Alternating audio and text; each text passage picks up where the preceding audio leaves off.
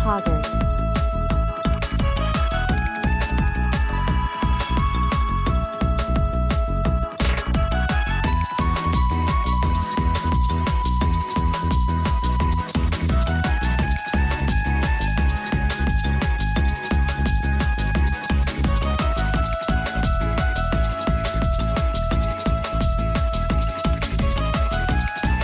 Blah blah. There we go.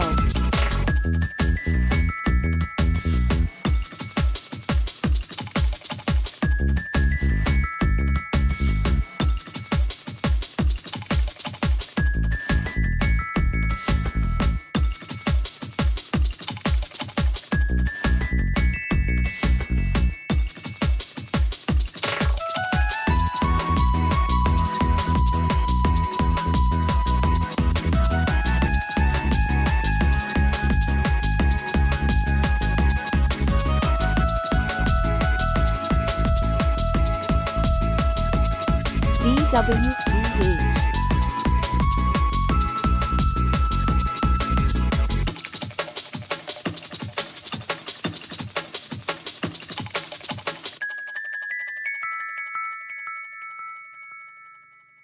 We're gonna just hang out for a bit just in case it crashes.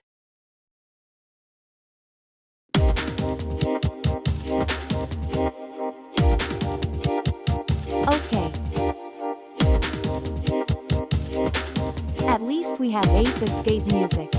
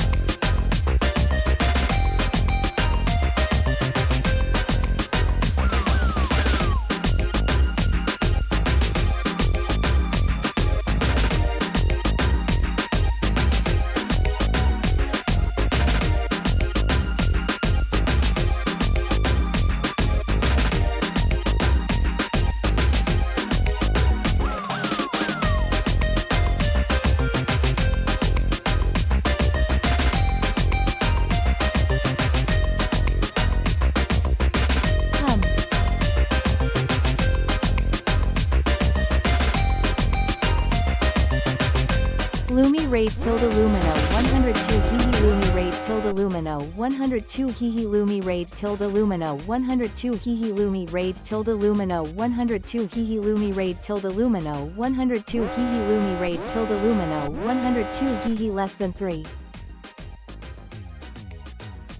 Extra. Read all about it. Luminositia, the celestial lunar princess, is sitting in the hot seat with Elden Ring's Shadow of the Erdtree DLC. Power up El Cool Cat Power UPR. This gremlinous variety streamer is dishing out mature content and spooky shenanigans faster than you can say, Jumpin' Jehoshaphat. From hunting elder dragons to deciding the fate of people's lives, this NVTuber's broadcasts are a real humdinger. Not like this twitch.tv/luminositia. Lumi raid tilde lumino 102 hihi lumi raid tilde lumino 102 hihi lumi raid tilde lumino 102 hihi lumi raid tilde lumino 102 hihi lumi raid tilde lumino 102 hihi lumi raid tilde lumino 102 hihi less than 3. Ah. GL on the testing my dude. Hello. Lumino 102 lol. 1 sec. Alrighty. Thanks for the raid. I think we're good. Welcome Hi, in hello, Raiders. Raiders. Carrot. Thank you for the raid, Lumi. Thank you for the raid. We were Linkster. playing Elden Ring. Yeah, hello, everyone. Ah yes, TTS my favorite. I'm just going to lower TTS for just Lumino a tiny bit. 102 lol. My name is Goldjumper730. You can call me Golden or Goldie, whatever floats your boat. We like to do bullet hell games and RPGs around here. We do things differently time to time as well. Linkster and Lumi, if you gotta go chillax after your raid, you know what you gotta do. I'll do my best to keep your community entertained. As everyone else, welcome to Touhou Thursdays, where we're just hanging out, chilling with Touhou. So feel free to stick around. It's basically a just chatting stream too. And thank you, so we got to the first hang out. boss and It'll be great. sidetracked a bit. XDD. Will you win Touhou? I hope so. GOLD. Always good to see you, man. Hope you have a lovely stream and I'll hang a moment. Just gotta get food and stuff. No worries. Thanks for thank you so much, Lumino Lumi. I appreciate you. I 102 appreciate all of you. So the reason why I like this one's been like a longer starting soon screen stuff like that is like a few people here may know for the last like handful of weeks. XD. I've been struggling with like stream cutting out and whatever. Like yesterday was really bad, right? When I did the off peak stream. So bro. Oh my god, baby.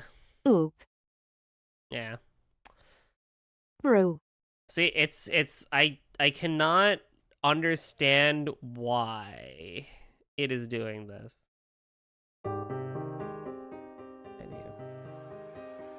Look, we're just gonna hang out for a little bit and as I try to like figure out why this is happening.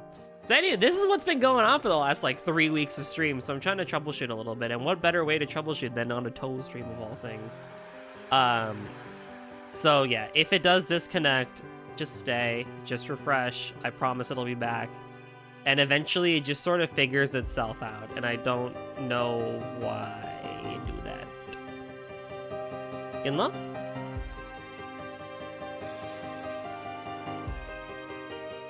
But yeah. LMAO. It sucks. So let's see here. Yeah, so I'm just gonna keep an eye on the interwebs today and see why it keeps disconnecting. I have to go get another cable tomorrow.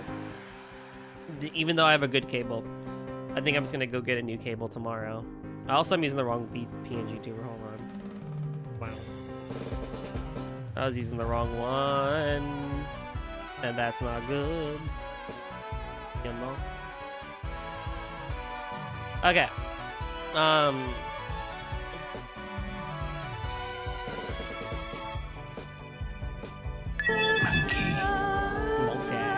Why? Monkey. You have shown me, monkey. Monkey. I think we're fine. I don't know. So yeah, like I said, it's frustrating. I have a cable that I'm gonna go get tomorrow. That should hopefully fix that. And then I have to do just a little bit of digging into kind of like what is going on.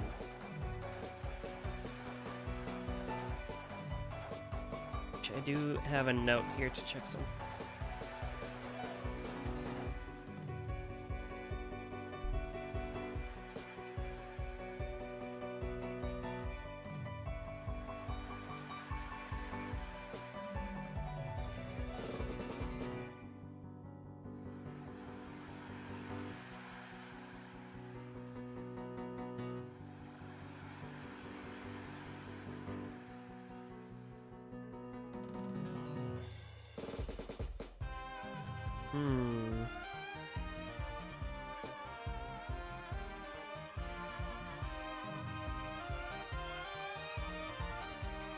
Is it a certificate issue?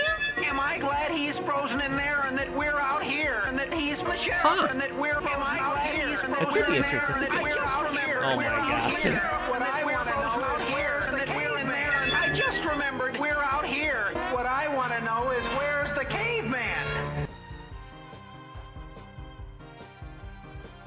8:30. No, that's not. It's at 8:40. Okay, chat redeems are working lol. Chat redeems are working. That's good.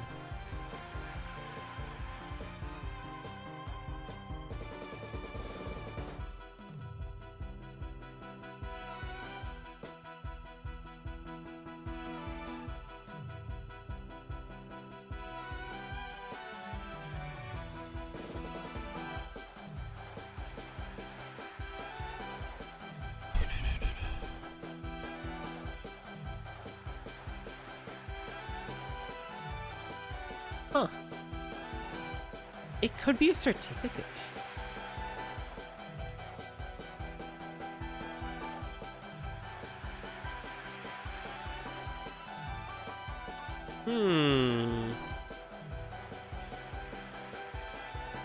I should export these. Hold on. No! Damn you! Where did you go? No! I need you.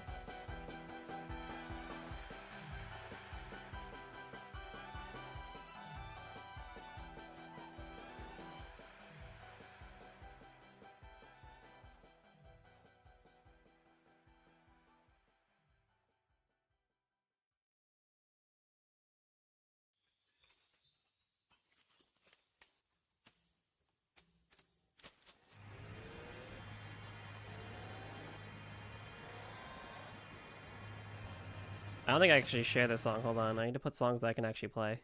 I don't know if options EX is going to be the one that I can play. Hold on. I see. There's a nice save.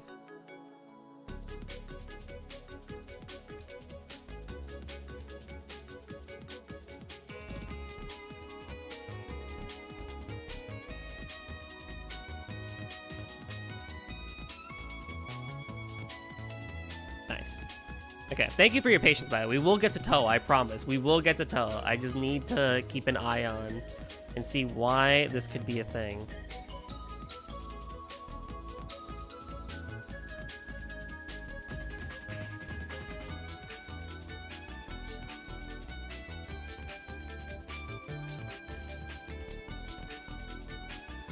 Like, why would that be a thing?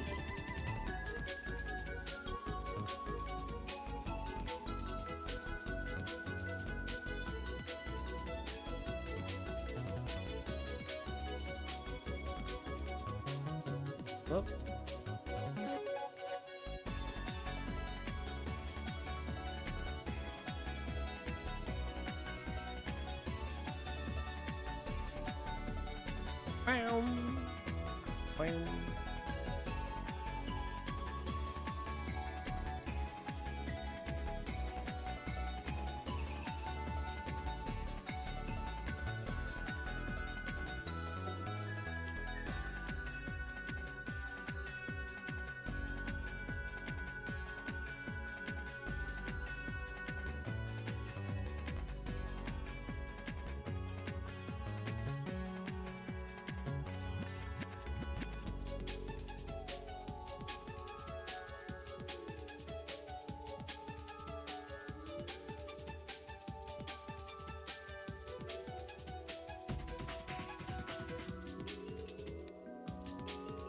Mm-hmm.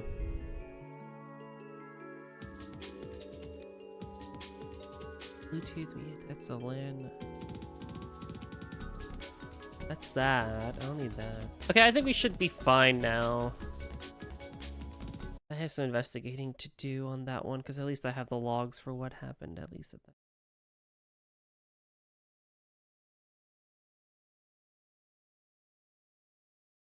Oh, fantastic. Yeah, I could just... Alrighty, we're gonna go to Touhou, I promise. Lord almighty, this is freaking life, I swear to God, bro. Okay, so I want to also open up this. And I want to open up a thingy-majiggy.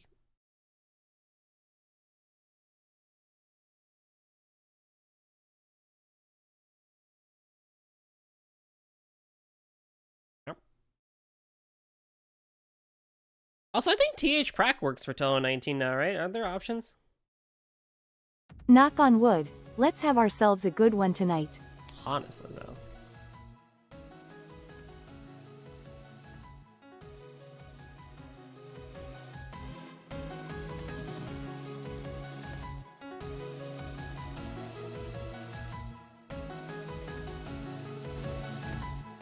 There we go. That'll work.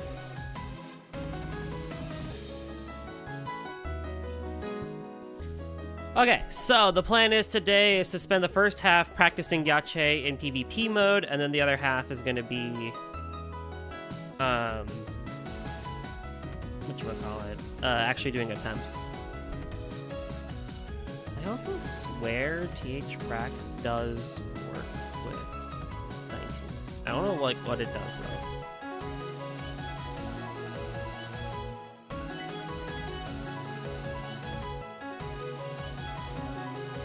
I don't think it does like anything though. Oh boy, human versus CP.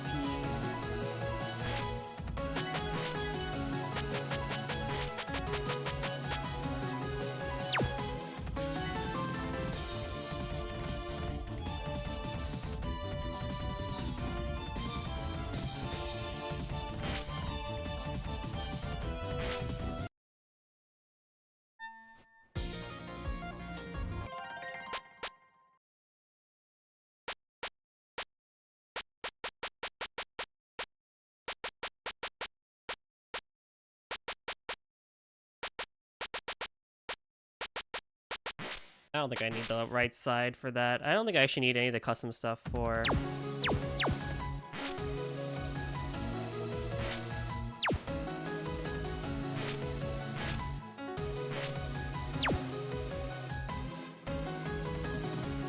Imagine cheating. I was just curious what they added, you know? I was just curious. I don't know.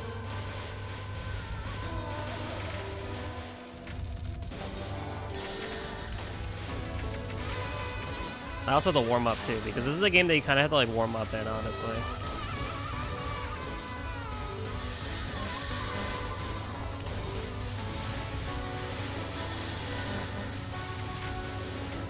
Also, I only gave Zanmu like, what, 2 lives? Hold on.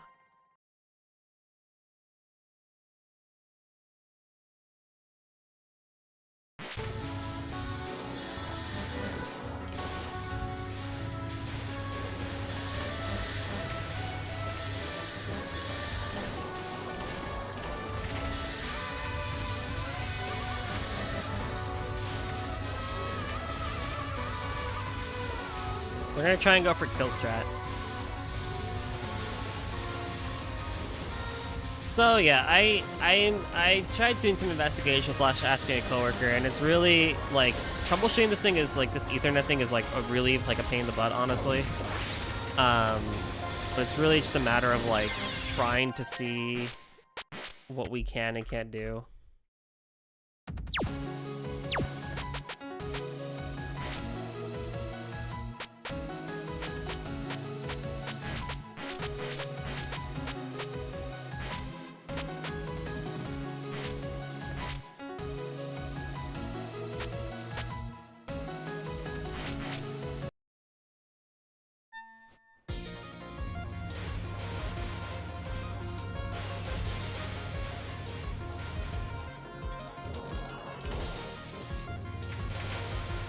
But yeah, so we'll see.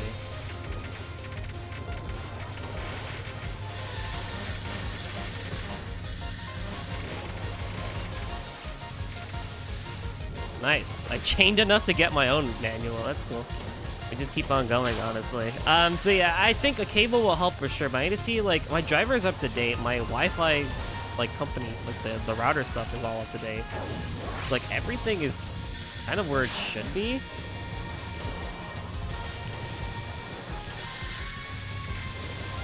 I'm just kind of like, bro, why are we struggling so much with this, my, like, internet these, like, past, like, what, 3 weeks now? And it's probably a Windows bug too, because, like, you know, the whole Windows 10 end of service thing or whatever. But I'm just like, bro.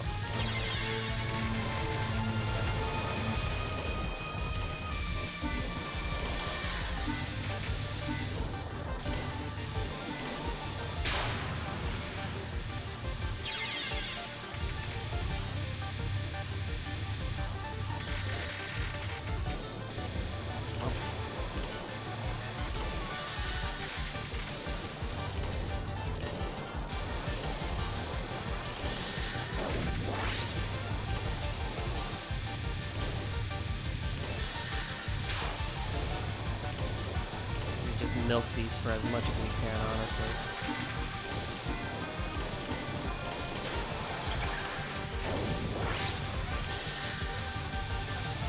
Oh, that didn't actually... Okay, so because the boss attack is already out, I didn't actually level up the C3. That's fine.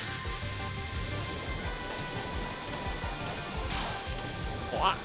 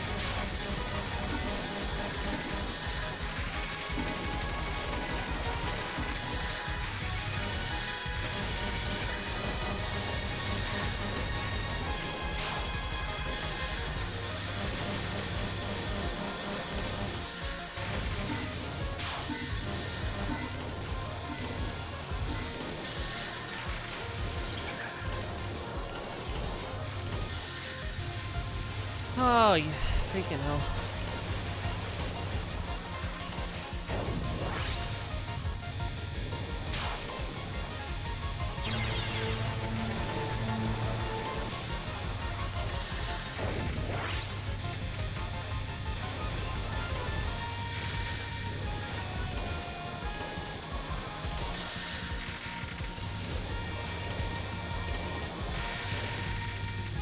If there's a yin-yang formation, I'm just gonna be like, bro, I need to freaking start like doing like level 2s or something, because it's gonna be super annoying to do with a yin-yang formation if it comes at me, because those are just like the most annoying to deal with, honestly.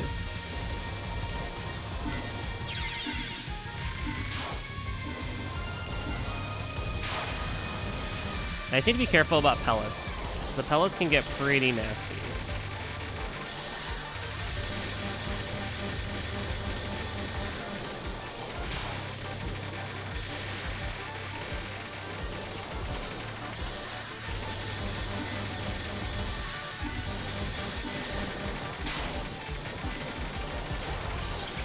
Yikes.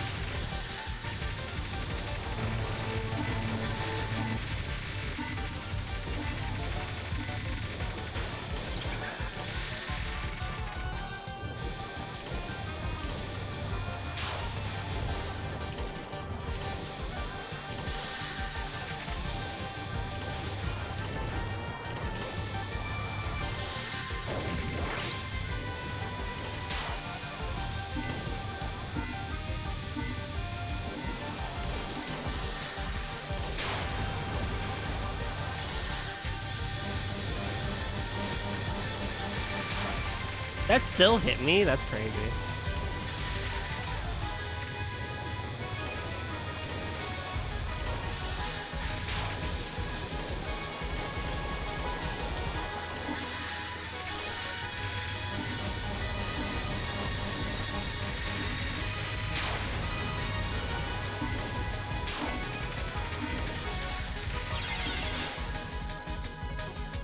10 seconds left is crazy, bro. I think I can maybe even do it knowing the kill strat, but I just wish I could make it so Zanmu freaking did more of her attacks and stuff like that. It's gonna be really tricky once I get there, because it also depends on the cards I have too. Thankfully, Zanmu won't actually have the Jizo card when I fight her, but it all depends on how her AI reacts to a lot of things, because sometimes it can be really, really, really nasty.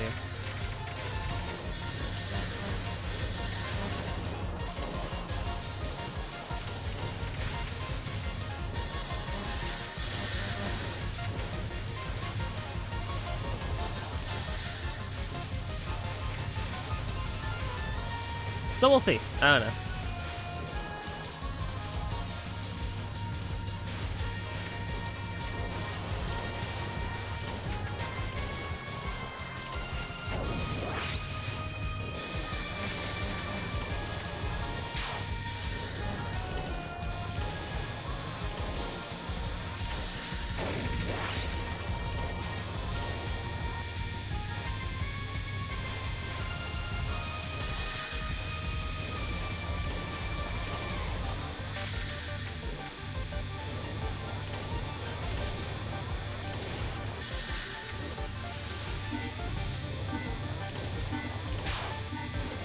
But like, if I could knock out like a life or two, or like get her to use all her bombs at the beginning of the fight, basically, like that would be so ideal, is what basically Cake was teaching me.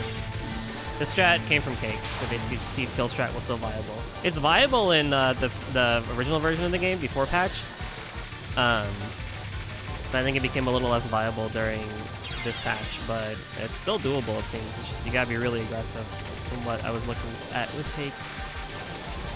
So we can do it.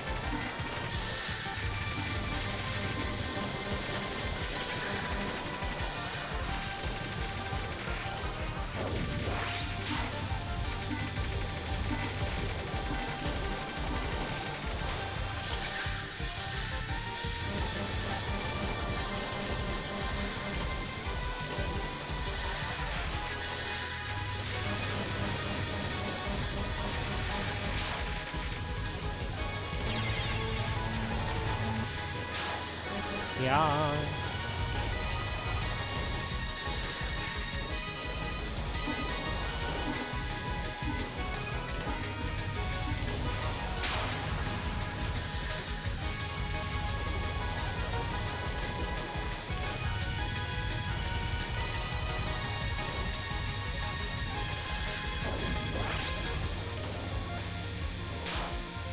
Nice.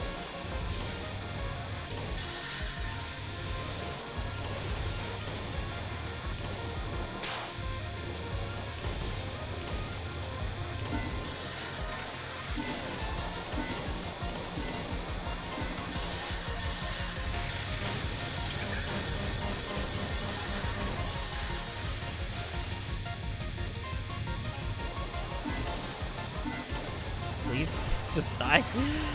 Randomly? That'd be sick.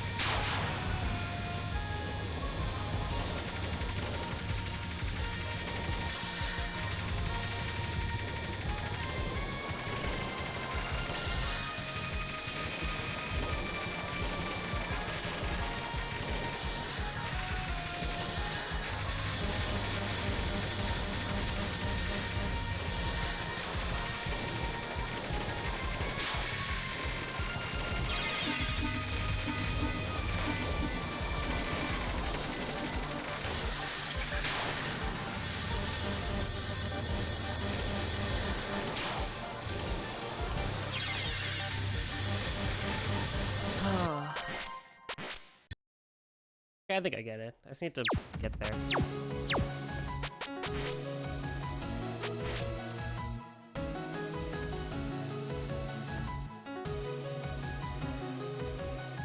We can do it! We can do it!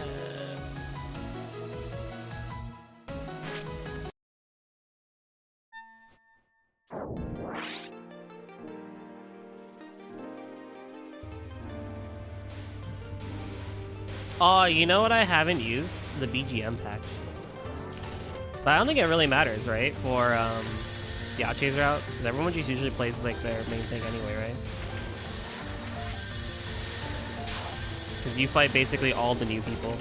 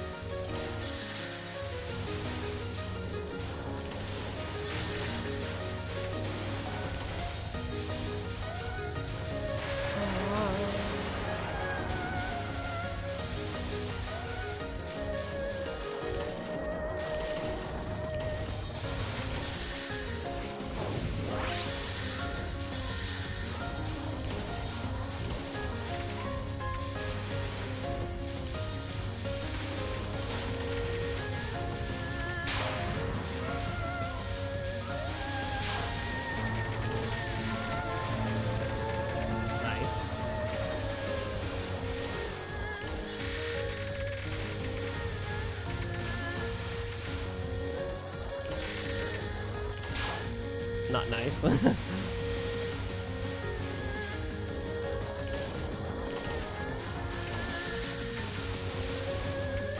what I get for trying to be fancy. Even though, like, realistically, if things go well, like, you can just, like, sit up by a bitten, like you can in Noko, and it's great. Hey, dude, I want damage cards. All I want is damage cards in life. Why can't I get damage cards? Bro.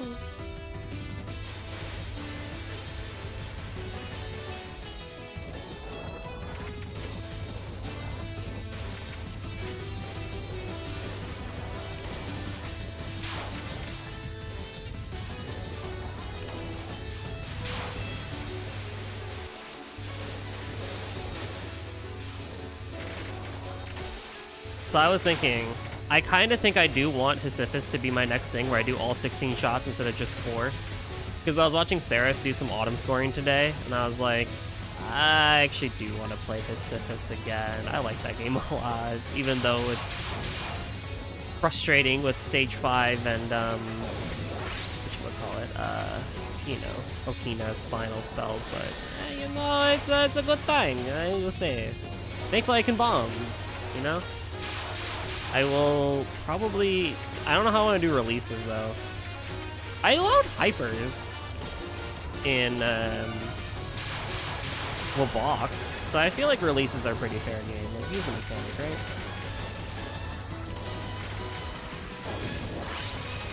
I probably will have to, because some of those are going to be really, really weird.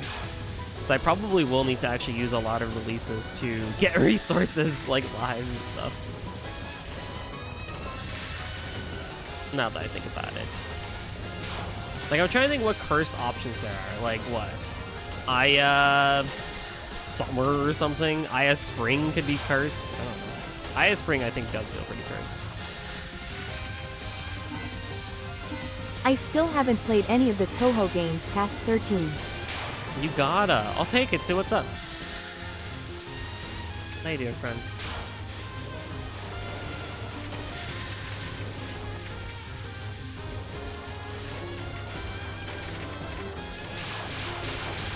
They're pretty good.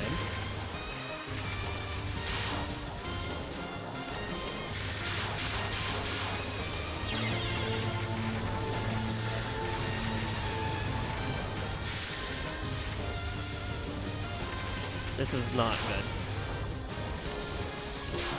This is not good. This is not a good situation to be in. Fuck. Okay, it's gonna time out in like 2 seconds. Like, there we go. I was gonna, like, it's gonna time out in like a second anyway, but that was not a very good situation to be in. Oh, damage card! Let's go! Anoko, you're my favorite. Fucking hell. You suck at this game. Bro, what do you mean you bad at this game? I got a damage card. I actually got a good damage card. I actually like Anoko's damage card because it just adds more damage to the spread. kind of what we need right now.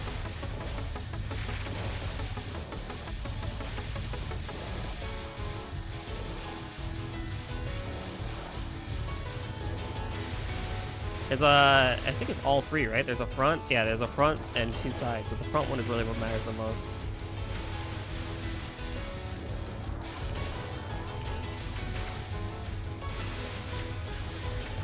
I don't want to mess with Saki too much, though. I don't want to be too aggressive.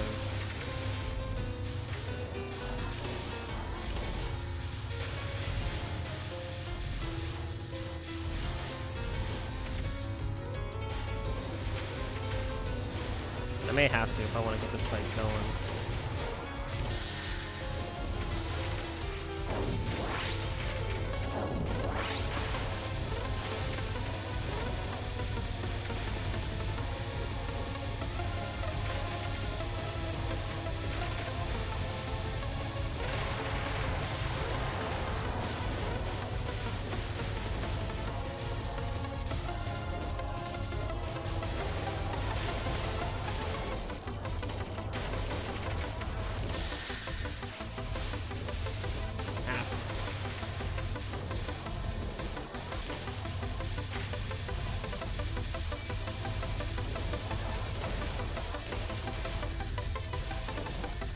Saki! Please!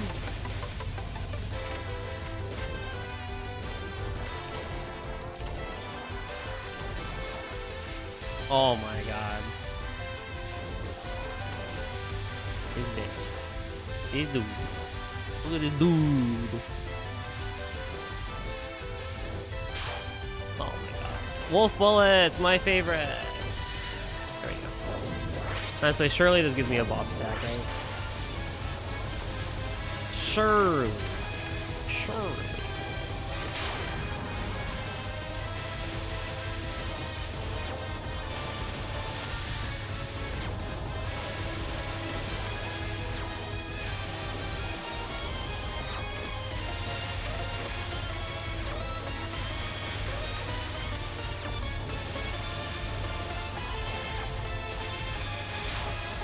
Oh.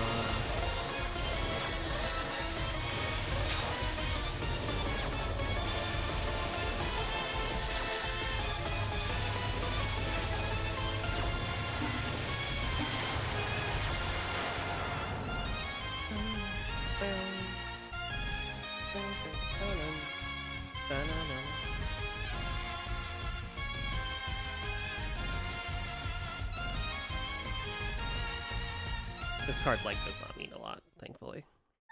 Thankfully? Not thankfully? I don't know. Stronger wolves, I guess, could be good, right? Like, if it's stronger for, me, right? Like, so the wolves that get sent over to the opposite side are stronger and harder to kill, is what that card does, if I recall correctly. Someone can correct me if I'm wrong. Which I guess is good, because it does mean then that, like, someone like Zanmu or Yuma would have a hard time killing them. Harder time, I say, because Yuma can kill everything in like 2 seconds.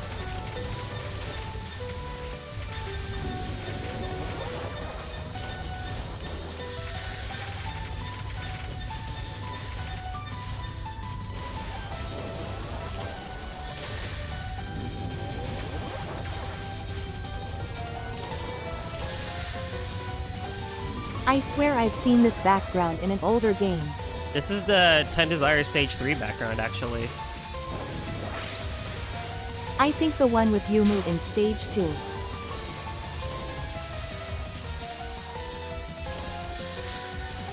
Close. So close. But you are right, it is 10 Desires. But it's the Stage 3 background. Oh wait, I already had a shield, why did I do that?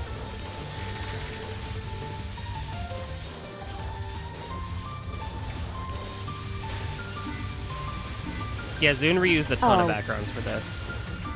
So the previous background that we were in was Saki.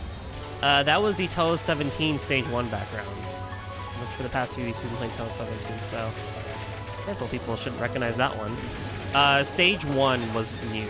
Stage 2 actually was the Touhou 16 Stage 1 background.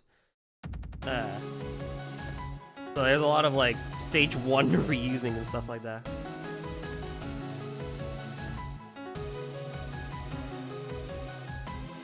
Chiari, my beloved.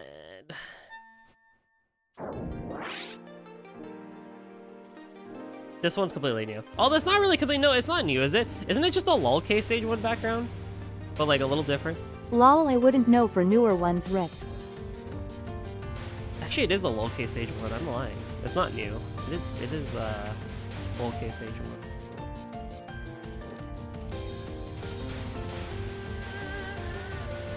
I think that might be the only background you'd recognize. No, you actually would recognize one more background in this, Kitsu. The Moria Shrine is in here as a background for a couple of fights. Specifically the one from Touhou 11's extra stage.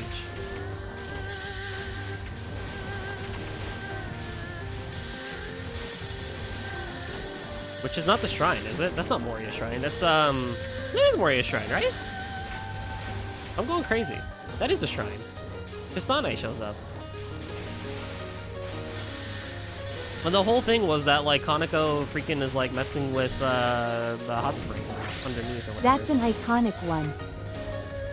Yeah.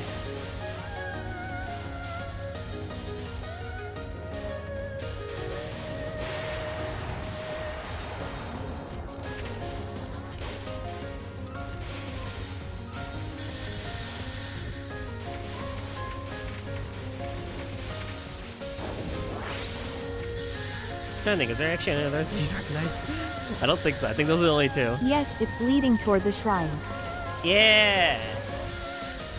Okay, I'm not going too crazy then.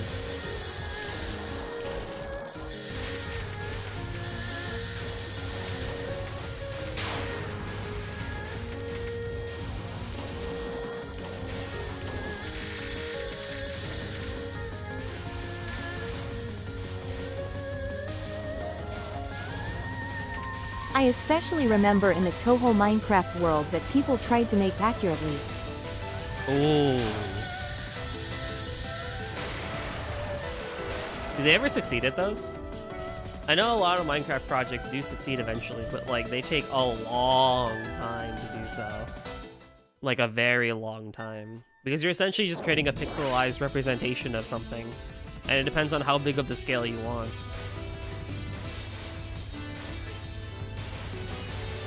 And I even got the damage card last time too.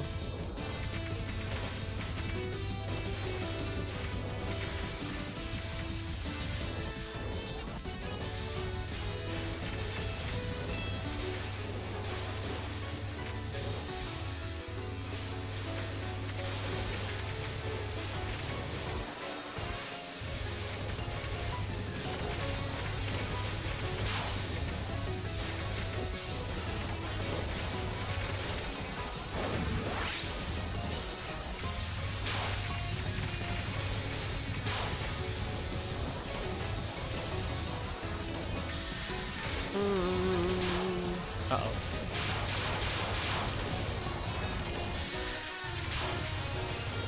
We're just sitting here and taking all the hits for no reason. There's no reason to get hit there.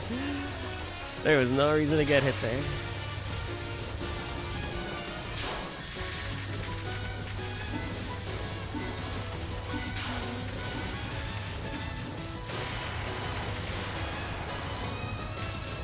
One day I maybe will understand why everyone likes Koichi, but I just think she's very overrated.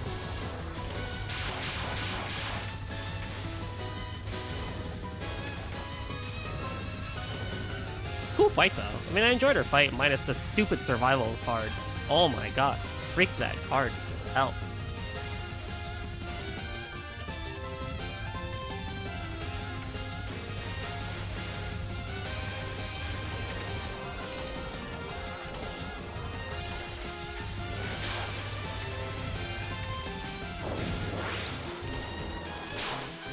What do you mean?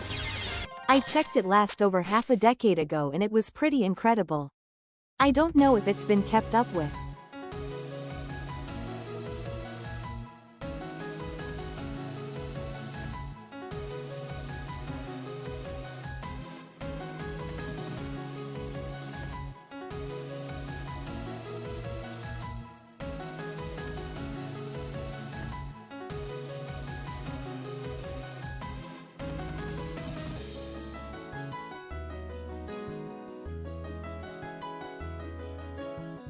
Koishi is my second favorite character. Kitsui 5 Kitsu Anger S, but I liked her before there was a sudden influx of attention.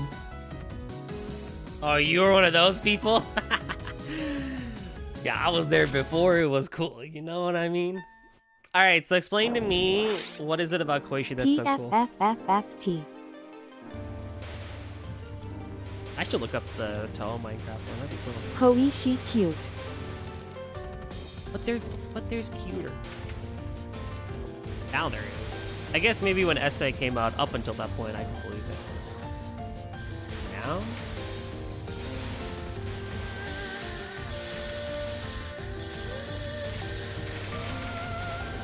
Tenchi had already been a thing by then. Like, come on.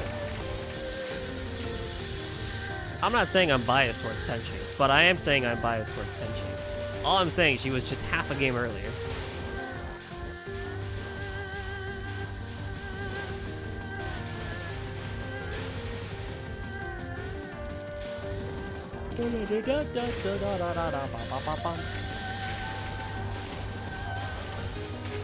I wish I kept composing music because I do have I have always wanted to like try and compose in Touhou style. And now there's more of an influx of Touhou style music, and I'm like, I really want to try and compose Touhou style, but I don't have time to compose. I have so many ideas for compositions, and I can't do any of them, and it breaks my heart.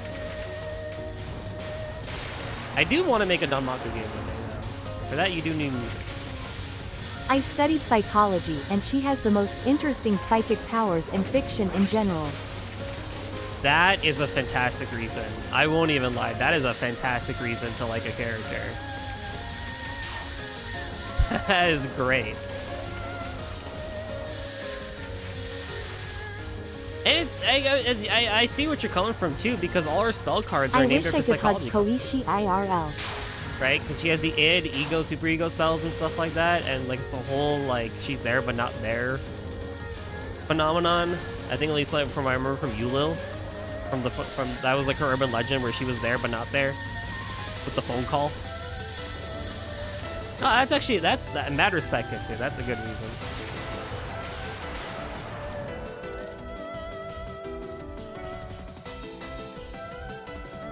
Oh my god, is that the damage card? I would have rather the other one, actually. That's fine. Because that one is for otters, I think. She's been a fave of mine, I think, since my first few months in the fandom, which of course isn't all that long ago, all things considered. Yeah, you only recently got into Touhou, have you, fandom? You're not an old part like me who's been part of Touhou for 10 years. Yeah. Nice.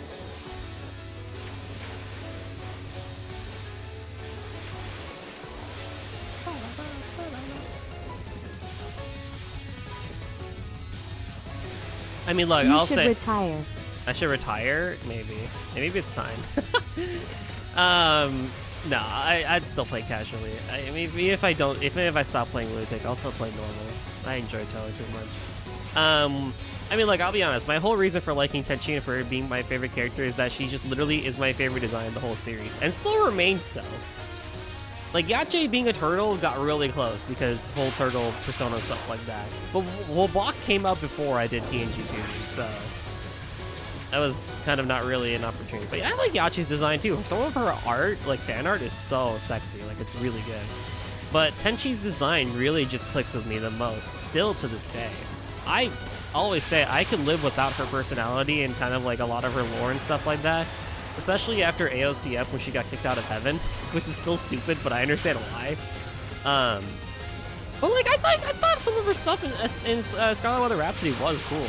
You know, like I liked her setting, I liked her fight, I liked what she kind of was like doing and stuff like that. But I mean, you know, outside of being bored and just being like, you know what, I'm gonna cause an earthquake just for the hell of it. You know, or like mess with the weather because I'm bored. Maybe not so much that, but at the same time, it's like, you know, I think I really just do love Tenchi's design that much. And her fan art continues to prove that. There's a lot of fan art that doesn't even I don't like the crazy girl depictions of Koishi or even Flan. Like, I can understand Flandra being depicted as such, but Koishi not so much. Yeah, right? I think Koichi gets the worst of it, more so than Flandre, because of that one fanfiction, KKHA or whatever. Tenchi good. I found Tenchi good. Let's Touhou go, when Ghost. Newgrounds What's was up, more dude? of a forum site in like 06. Oh. Gen 1er. Wait, yeah, you've been part of this longer than I have, Kitsu. What the hell? 06 is crazy. That was like what? Isn't that like what? Around the time POV came out, right? Iron came out in 04, I want to say, right?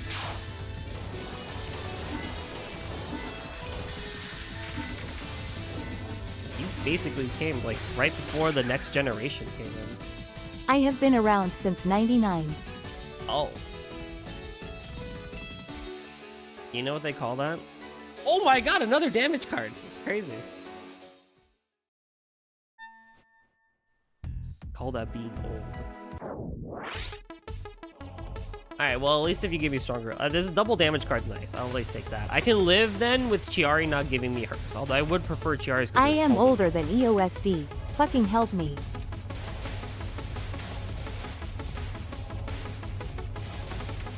You're older than EOSD. That's a good... Wait, that's a good thing, right? That means you came out before...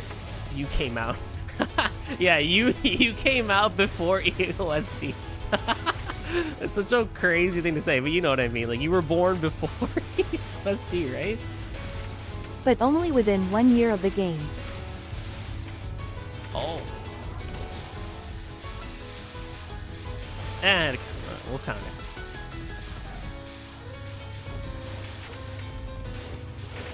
We'll count it. It's fine. Because EOSD came out, what, 2002, I'm not right? a fan of Koichi being crazy either because I feel like it's just inaccurate to what makes her interesting to me. Although I do at the same time not hate KKHTA because it did it first. I just cannot with that art style for that fan work. I'm sorry. I'm never going to read that. I actually need to go back to reading the manga. I'm caught up on Lotus Eater. I started Foul Detective Satori.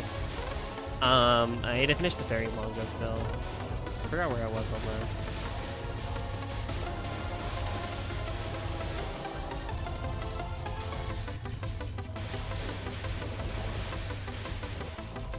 You know what I need to do, chat? Someone needs to remind me. But before the end of the year, I need to do a sorter. I don't think I did one this year. If I have, I did it way early until 20 has come out, so I need to redo this order.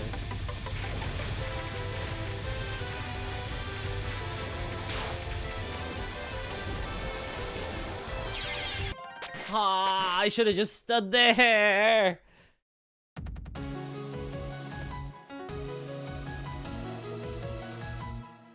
Dude, why are all the bosses being mean to me today? I'm not even like at Zanmu. That's not even the hard part. I just need to get to Zanmu. Let me fight you at. I had 2 damage cards too. Maybe, honestly, damage cards are probably like a bad thing to have. I feel. Because when I got to Zanmu twice last time, I did not have a damage card. I think the first time I did, I had Chiari's, and the second time I had no damage cards. So maybe they're actually pretty bad.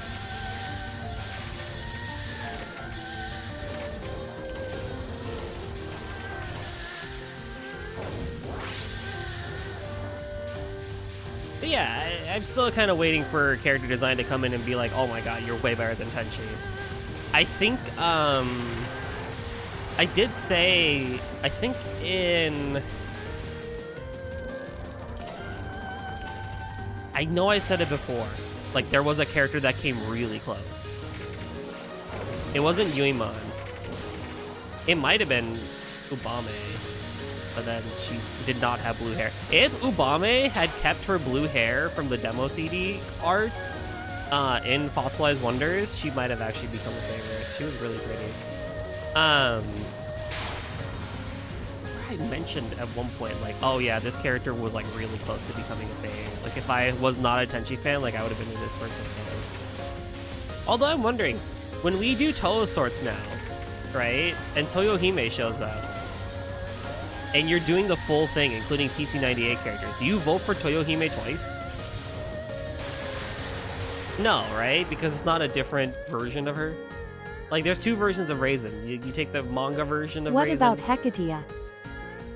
Oh, Hecatia I think might have been it. Now that you mention it. I love Hecatia. I love my Hot Topic goth Touhou. And I actually really like how he has the ability where, you know, she changes What the colors fuck are you based on... talking about? Carrot. Where she has, the moons that change her hair color and her patterns and whatnot, even though I did not like the fight that much. What do you mean, what the fuck am I talking about?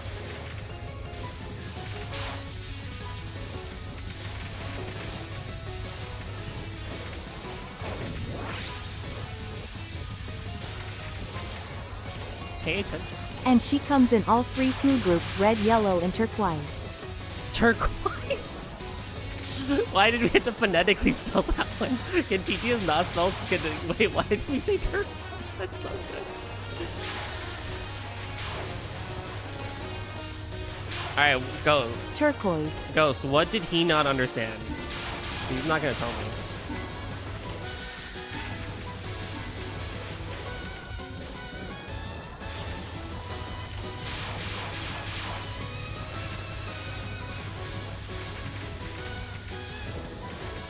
Or would the fossilized Orders Toyohime even be on there? Because it's not like Toyohime was even there, right? She was just like projected.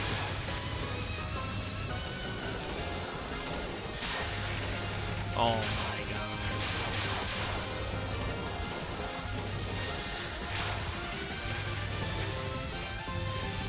god. I didn't realize there were two different versions of Toyohime.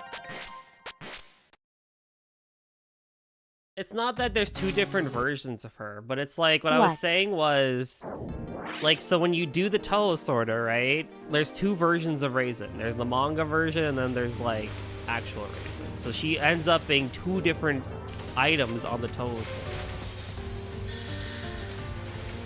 So surely when we do the Touhou sort, right? Like, it's just gonna be Toyohime, because there's not two versions of her. Like Raisin. See, if you actually listen to the words that come out of my mouth, there are coherent sentences in there. Baka pastry. Freaking cake. You have no clue WTF you're saying. I do know what I'm talking about. What are you talking about? I'm not capping on this one. I know for a fact that they're two different things. Unless you say no print works and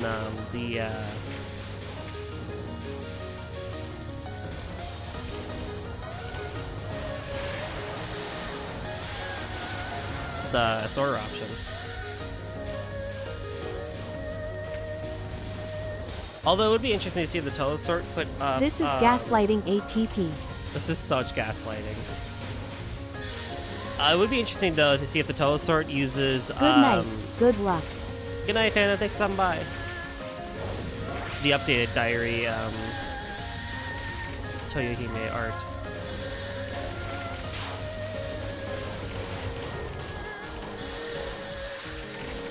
Speaking of, actually, if people were listening to the most recent radio show from Zoom, someone had asked, like, oh, what was Yorihime up to? And he was like, I have no idea. He's like, I don't even know what was going on the moon at the time. I was like, oh, okay. And people were just like, yep, that's Zoom for you. Just classic. Just classic Zoom. Not really knowing what he's doing sometimes.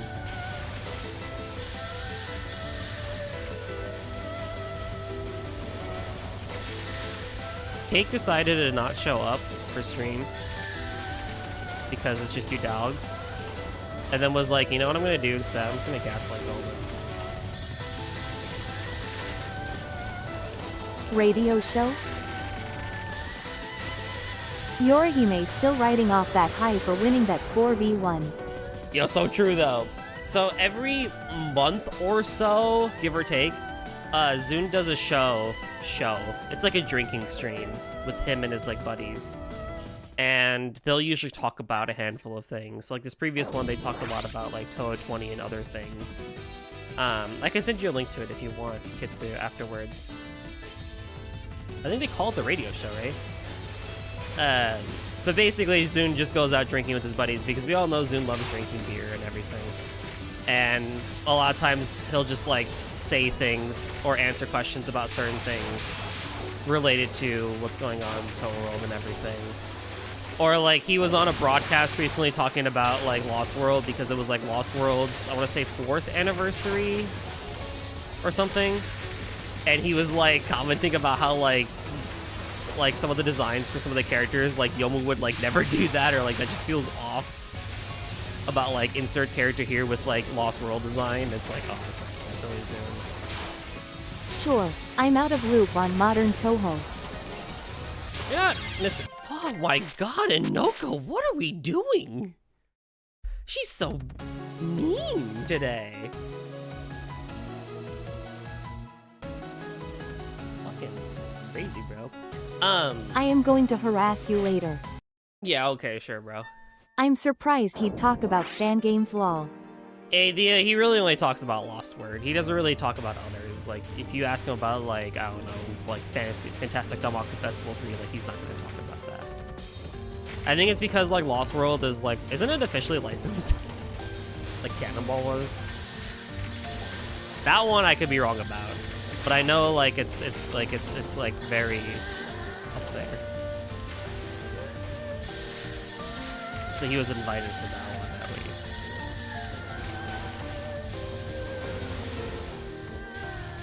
Or, like, a while ago, he did talk about how excited he was to do the collab for Danmaku Kagura with Toby Fox and making a song. And, like, you know, they made the hybrid between UNO was her and, how you will say, was it Battle Against True Hero, right? No, it was, yeah, right? That was the first one. And then they did, You keep adding an L to the game's name. Which game?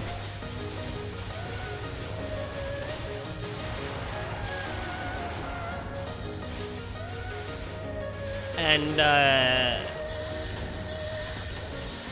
then they made Necrolovania, but then Zune got so excited that he made a Megalovania remix anyway, or whatever. Because he made it without Toby Fox, which is really funny, but then they did collab on their actual song.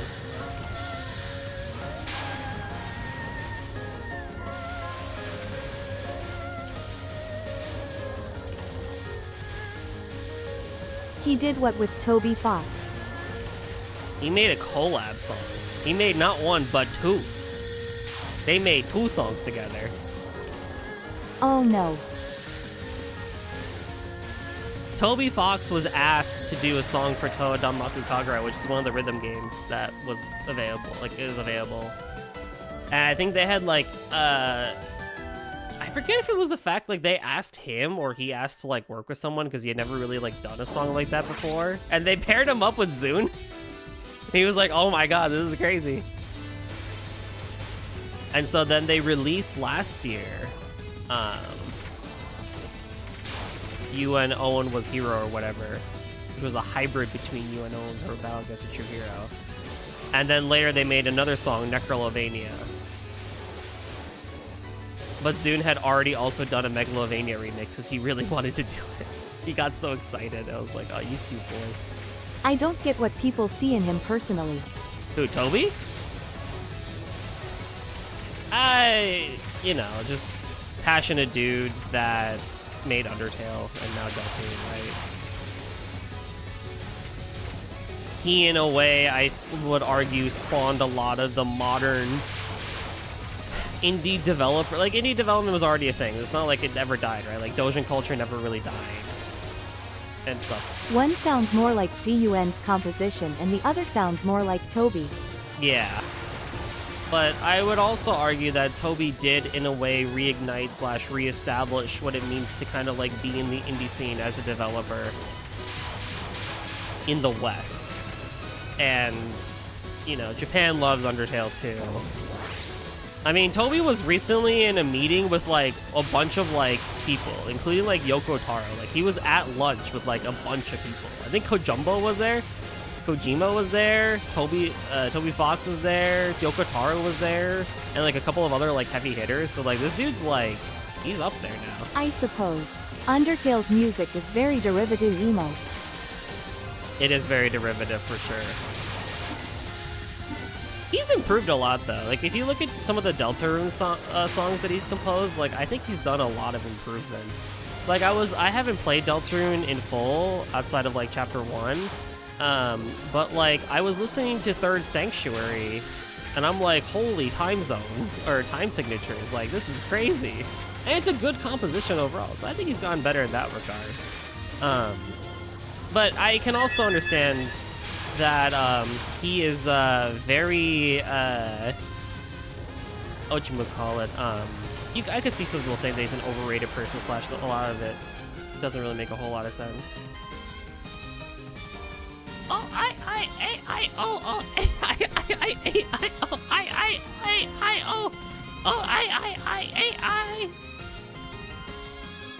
You think I can do the actual meme? Heck no, bro. Thank you. You're welcome. You can tell his influence in indie games too. One Shot is absolutely inspired by Toby Fox. Yeah, exactly. I did play Chapter 1 and I will admit the Jester Geist track is good. But Oh that's my the god, only one yes, that I that's a think good stood one. out. The, what was it called? No, Worlds but Revolving? close enough. That's a good one too. I will play Undertale when it comes out fully. Who knows, if Trails is not active then I might stream Deltarune. How about that, you know? Like I'd be down. I didn't stream Undertale. I also wasn't really... I was streaming when Undertale came out, but I wasn't home to stream when Undertale came out.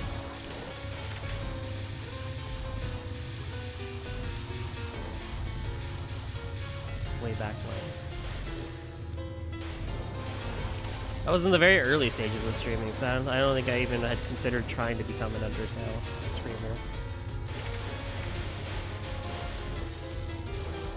I don't know, what do you think?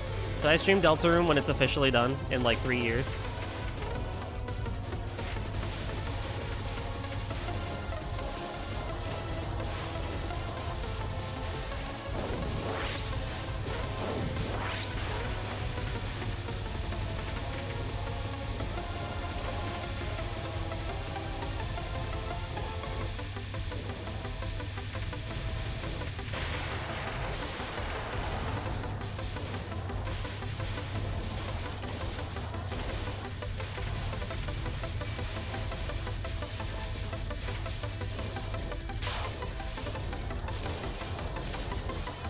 I'll let you know once I play Chapter 2.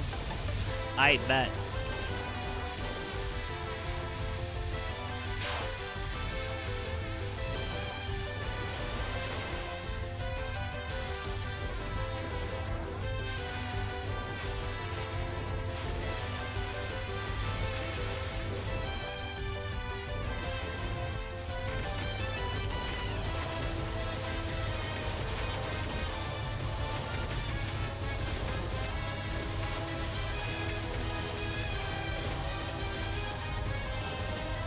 There was a game that recently came out.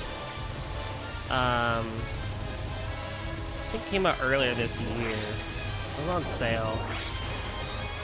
But it's a derivative work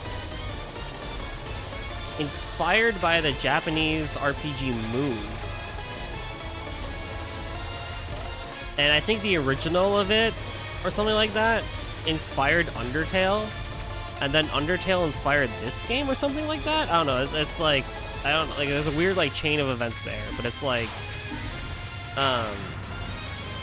you know, I think if you really take a look at indie development over the last 10 years, a lot of it kind of does stem a lot from that. And conversely, I mean, it's not just Undertale too, right? I mean, you kind of look at Hollow Knight, and that pretty much redefined indie Metroidvanias for a long time to come.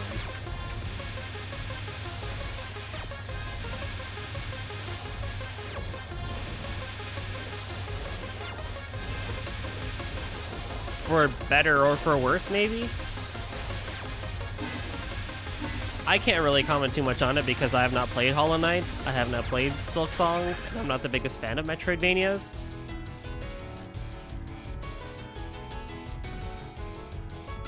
But, you know, it's also undeniable that Hollow Knight has done quite a lot for that scene as well.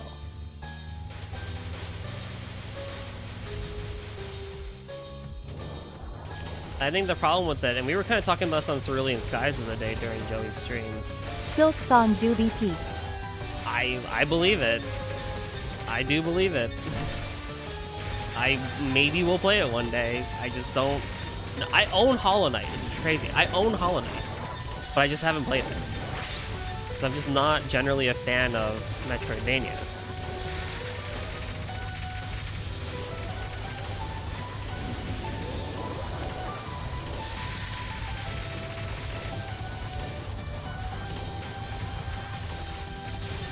But it's something that does, I feel like, interest me because it is a paragon of like really good indie game, and I think it's at least worth trying one day. But I also would rather just watch other people play it because I feel like I can still get the experience from it.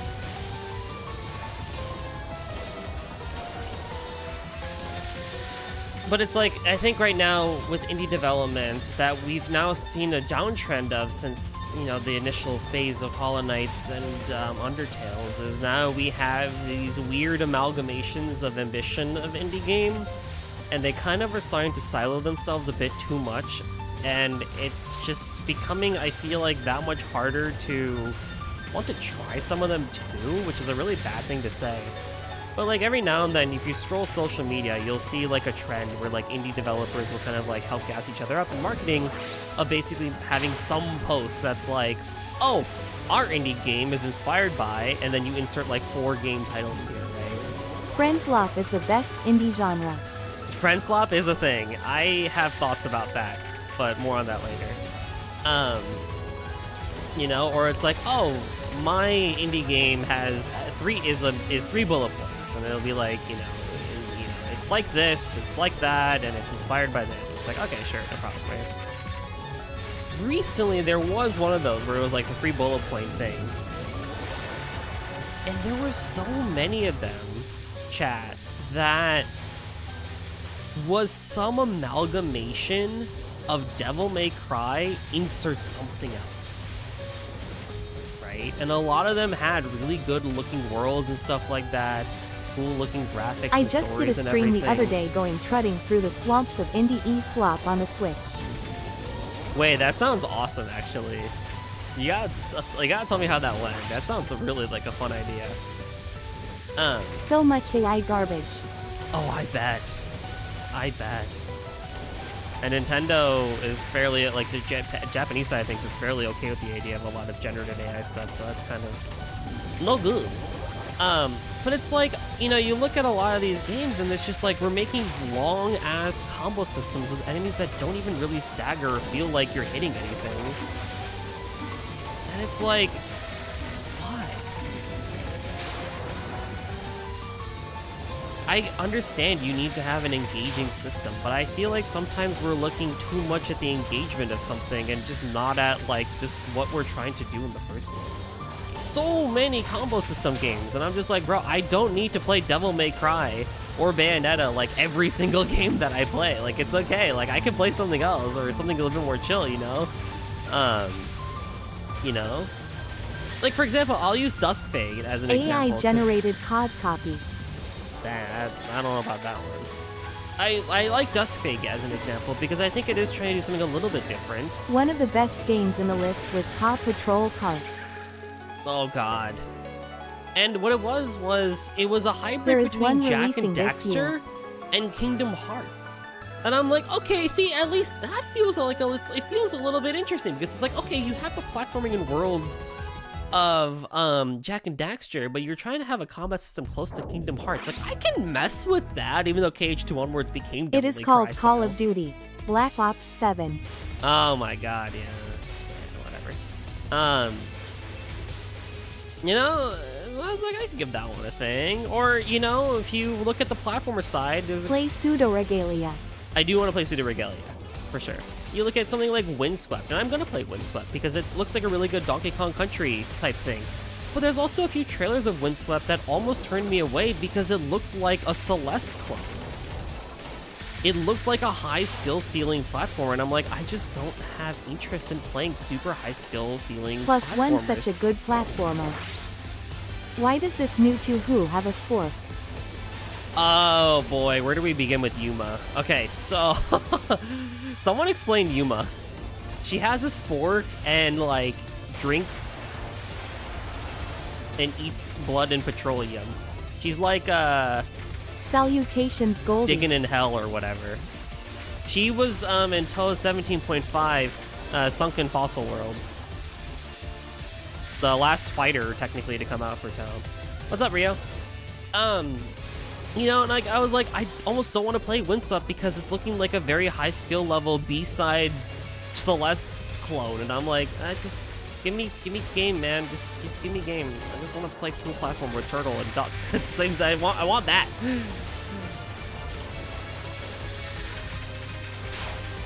And I don't, you know, I'm not just trying to discredit these indie developers for making what they want to make, you know, and whatnot. But I'm just like, it's exhausting when you get to You filter are going through to a lot die of this soon. stuff. Rolled credits on Hades 2. That's what's up. What's up Nice. with you? Hades, I think, is also a great example of indie games, right? I would say Hades, along with Hollow Knight and Undertale, really did also redefine a lot of indie development. We're talking about indie development. I think you're also a really good person to have this conversation with, Rio, because you know a lot about games and development cycles and stuff now. You're pro.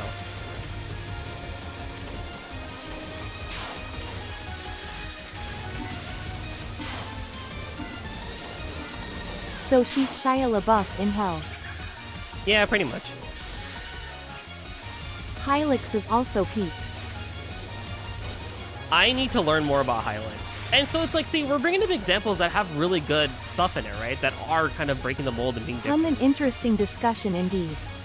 But I just am like, if I see one more super combo game in a magical world with spells and combo systems and like 6 different weapons that you can use, I'm going to freaking flip.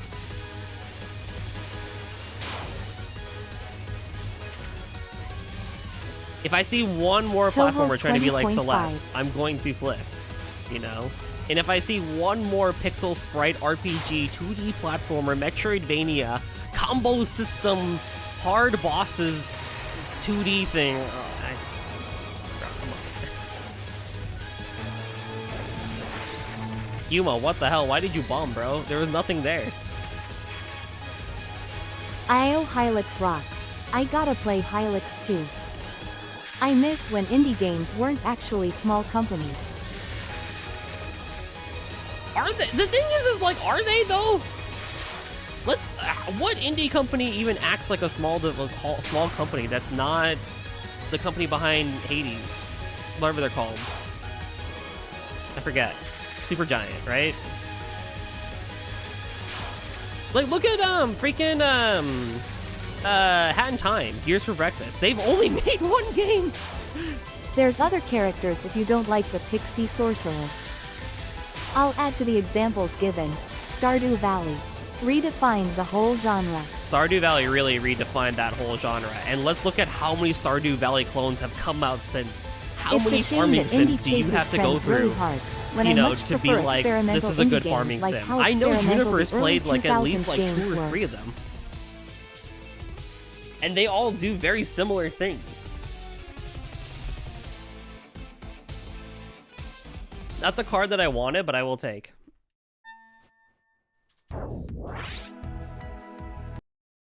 You know, so I'm just like...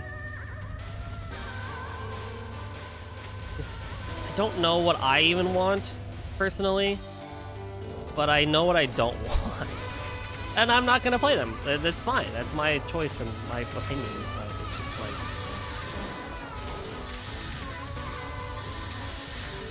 Vampire Survivor Clones is a prime example of trend chasing. That too. Megabonk? The entire internet has gone more towards a quantity over quality capitalist mindset. How dare you have choices and opinions? Yeah, I know, right?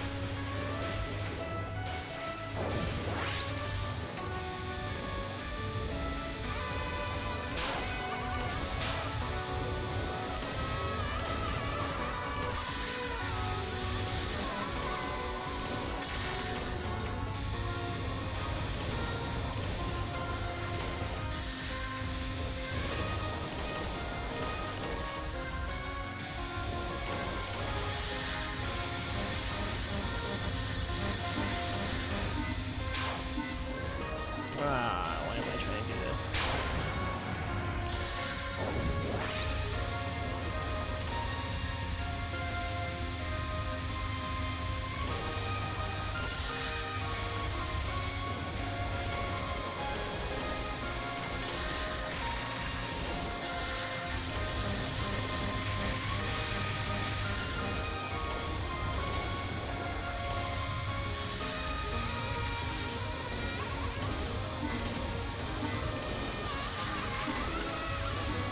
I do also fully expect Claire Obscure Expedition 33 to get some clones, but it will be hard to replicate those production values.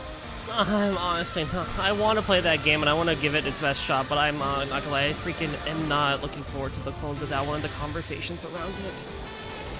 The fan base of that one is already really bad, and I feel bad for the developers because they were trying to like be genuine about it, and like they got a bad fan base.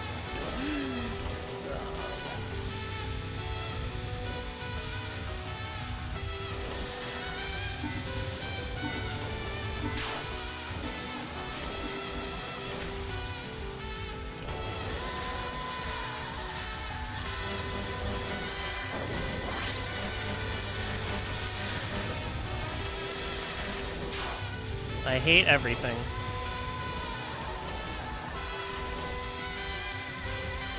Has the Expedition 33 fandom already turned sour? Haven't heard much about it after the hype cycle died down. It's really bad. It's really bad. And it's not even like it. Where do I even begin with it? It's really bad. It just sucks to say, but it's just bad.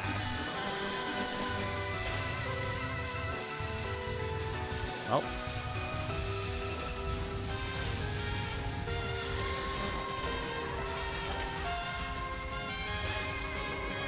Can I have bullets, please? Nope. Okay.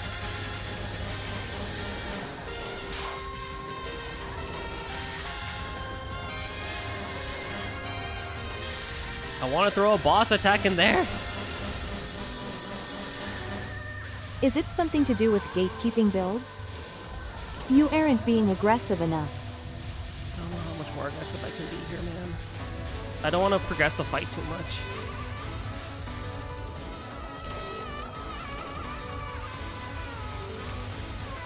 No, I think it's more of just like...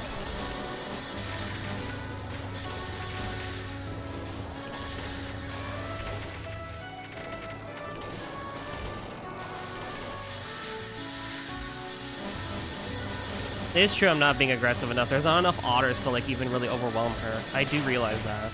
Oh fuck.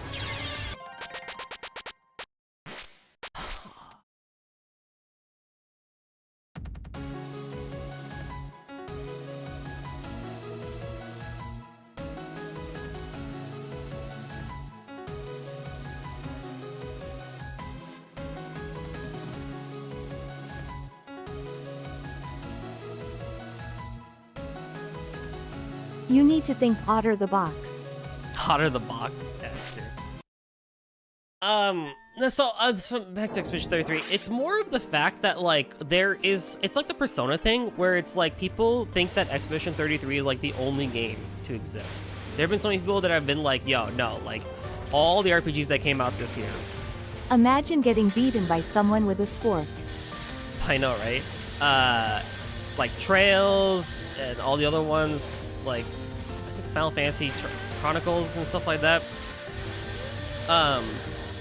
People are like, oh, yo, no, like Expedition 33 clears every single RPG here. It's not even like a question, or it's just like, you know, I'm not. It's like I've seen opinions where it's like I'm not one to watch cutscenes and like RPGs and stuff like that, but like Expedition 33 made me actually care about the story and stuff like that. It's just like, bro, fuck off, you know.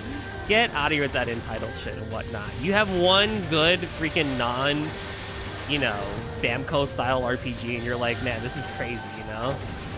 And the gameplay is really good. Don't get me wrong, but like, let's not mince words here. The battle system is Mario and Luigi RPG. That's some baby's first RPG opinions there, lol.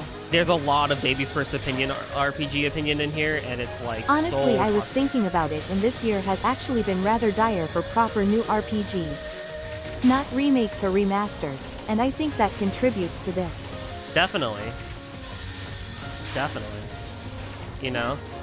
I mean, if you were on Twitter recently, there was a lot of beef with the At Final Fantasy Guaves, I VII think fandom. more RPGs by that should be one like Rage Paper Baiter, Mario and just use low who, numbers like, and have action glazed commands. the absolute ever-living fuck out of Expedition Expedition 33 would be more swag if I could jump and use hammers for counterattacks. So true. There have been peak RPGs like Hit Game Peak. Whatchamacallit, but then was like on a whole tirade of like Final Fantasy died after like 10, right? And like everything went south when you got introduced like 10-2 and shit like that. And it was like crazy. He's like, oh yeah, the remake and rebirth project's so bad because it ruins everything about the original thing. And it was like, there was no silly moments, and like Final Fantasy was so edgy and dark and cool. And it's like the new thing, the character assassinates Cloud and all the characters by making them all very silly. And like, their jokes and everything. It's like, are you fucking high? But if you look at any of his content relating to Expedition 33, it's Hit just like, game bro, this repo. is like, he's so good. Blazing it. Hit Sucking game Touhou its 20. dick 24/7. Like, dude became a free use, like, object for, like, Expedition 33. It's like, Jesus. And a lot of people have done that. Because it was Baby's first RPG, because it's not Hit Game 6-7. usual graphics from Square Enix and Bamco. And so people see, like, oh, look at these graphics, you know, real French RPG. Oh, it's crazy stuff from Japan. No. So you get something. I know I'm going to like the game, and I know I'm going to play it, and it's going to be great. It's a good design decision, I agree always- with that. But I'd hate for the market to flood with action commands instead of innovating. We are going to get that, which is what's going to suck, is we're going to get just Hit game that. Pokemon Legends Saw. I don't know about that being a hit game, but we're going to get that. And that's like the problem, is we're going to get that. And it's going to suck. Because then we're going to get a lot of, you know.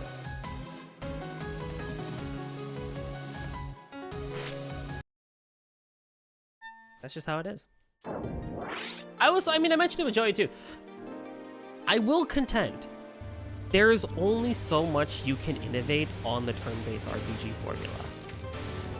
There is only so much you can do. And we are at that point with action RPGs as well. Right? I think there's a lot that you can do. Is that to say innovation is dead? No. But I don't think you can really kind of like bend the wheel every single time and be like, yo, this is something kind of like crazy new, right?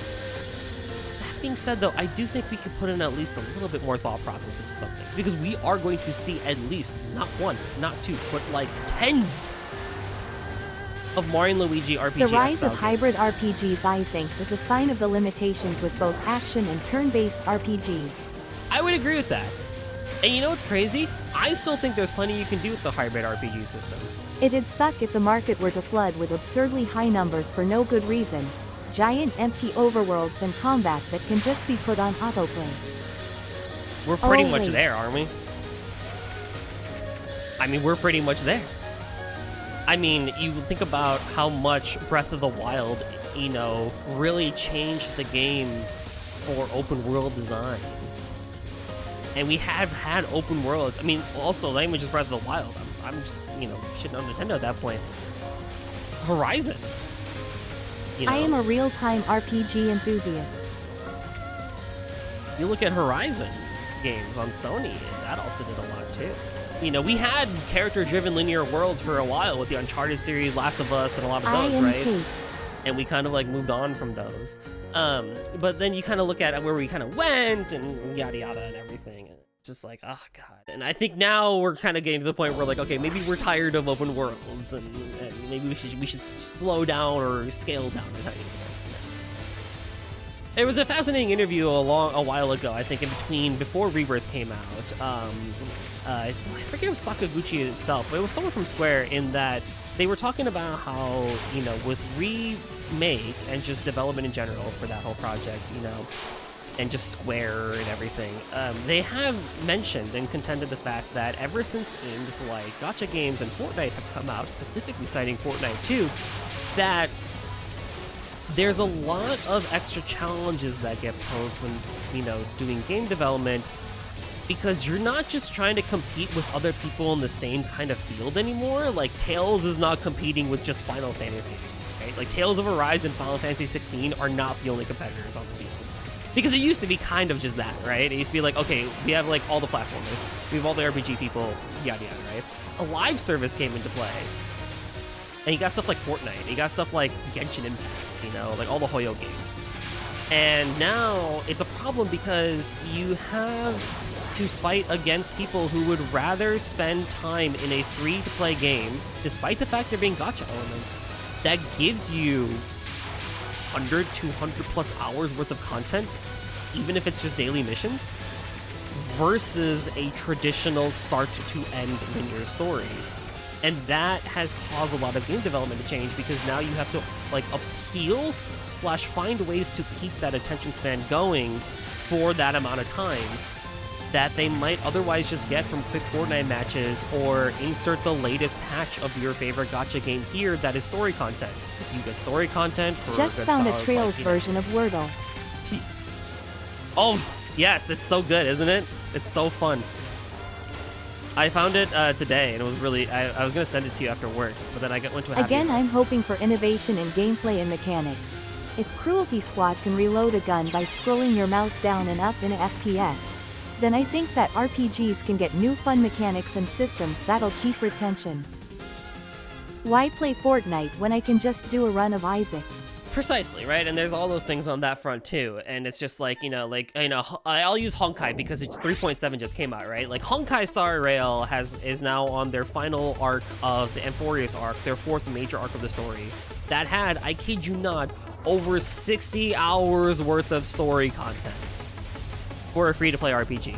Damn, Isaac is so much fun at Ghost. So it's like, why would you pick up a traditional game when you could just play a game like that arguably is going to give you pretty good story? And Honkai Star Rail story is actually pretty good. HSR mentioned. You know, so you kind of look at that. It's like, that's just kind of how, like, that cookie crumbles on that regard. With regards to... Isaac is good. Yeah. I was going to say, you know, with regards to mechanics, though, I like to call it the Apple effect, the Apple iPhone effect. In that, while I think... Eu gosto dos meus cavalos engracados. Bless you. While a lot of gamers, I think, love prying wolf on innovative mechanics and stuff like that, A fourth guess. You know, outside of like Undertale and stuff like that, you see a lot of people that kind of complain when that sort of stuff comes up. When was the last time we truly saw like genuine derivations of phone design? Ever since LG went out of business for mobile. They aren't out of business entirely, they just moved out of the mobile department.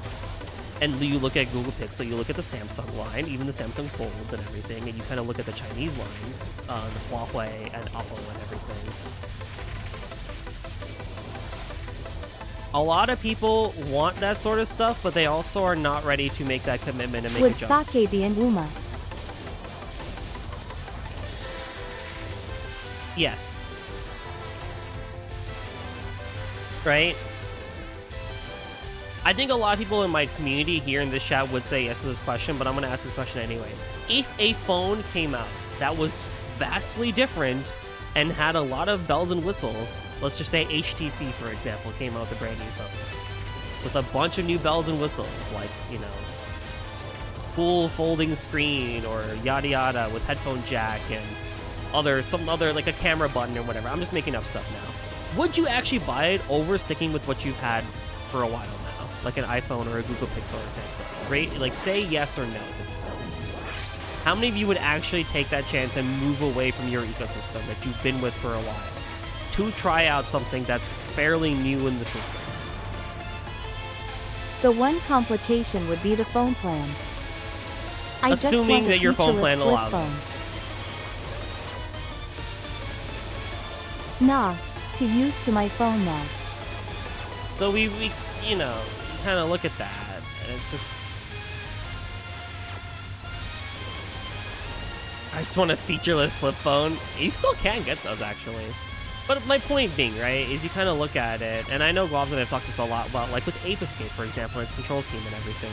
But you look at it, and it's like, I don't think a lot of people really do want those derivations, because they're not going to go for them.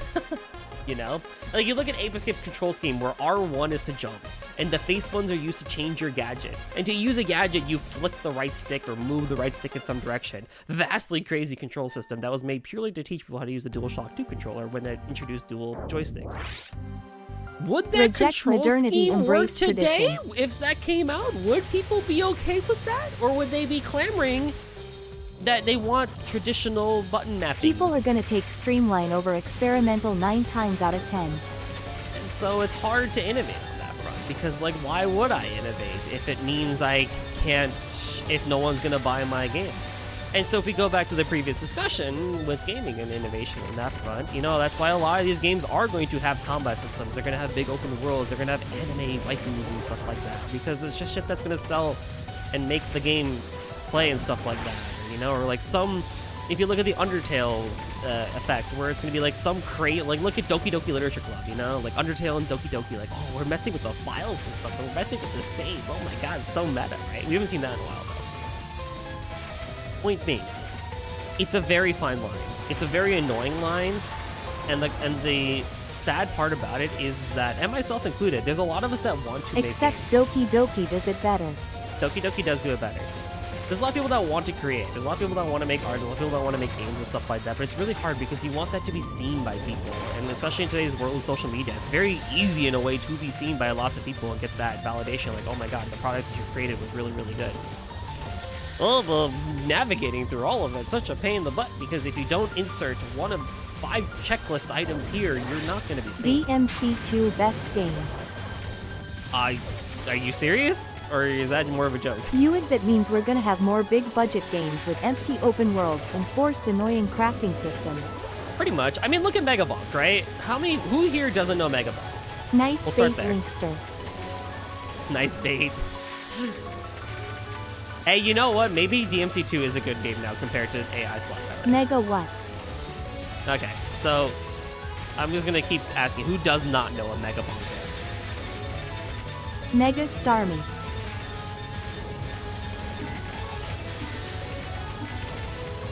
Star does not know. And that's okay. I'm just curious.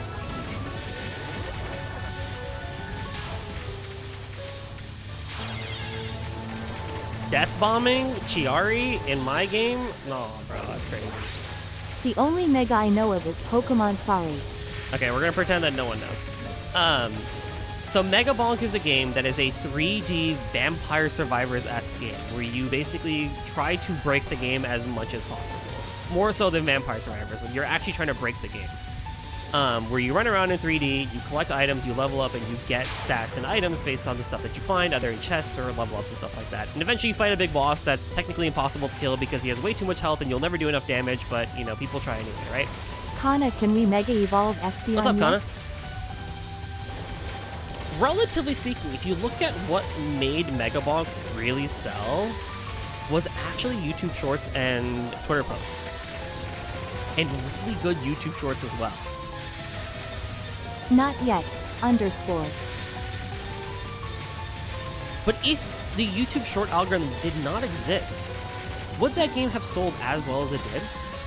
To the point where plenty of big name VTubers and streamers were Oh, playing the it? word of mouth was insane for that game.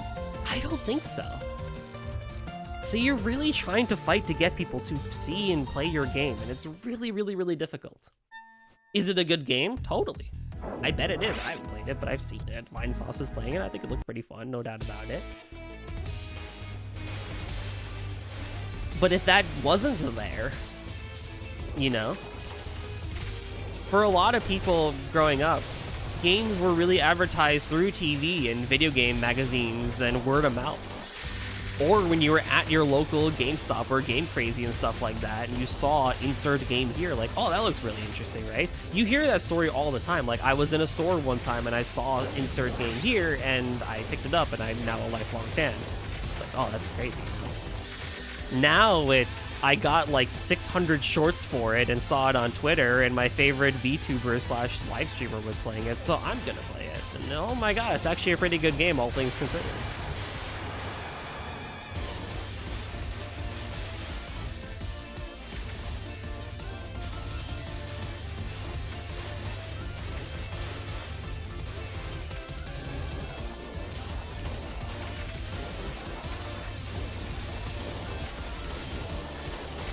I got into JRPGs by reading Amazon reviews, which I dare say is not a path many others have taken. That's a very unique path. That is a very unique path. I mean, I use my example, I think, with Falcom often as a weird example too. I didn't even know Falcom had existed, honestly. Like, I rarely ever heard of them. I only got into Falcom because I picked up Tokyo Xanadu for like $11 on the PlayStation Store, on the PS4. Thinking, oh, this seems like a cool little indie RPG with action combat and stuff like that, and the trailer music's awesome.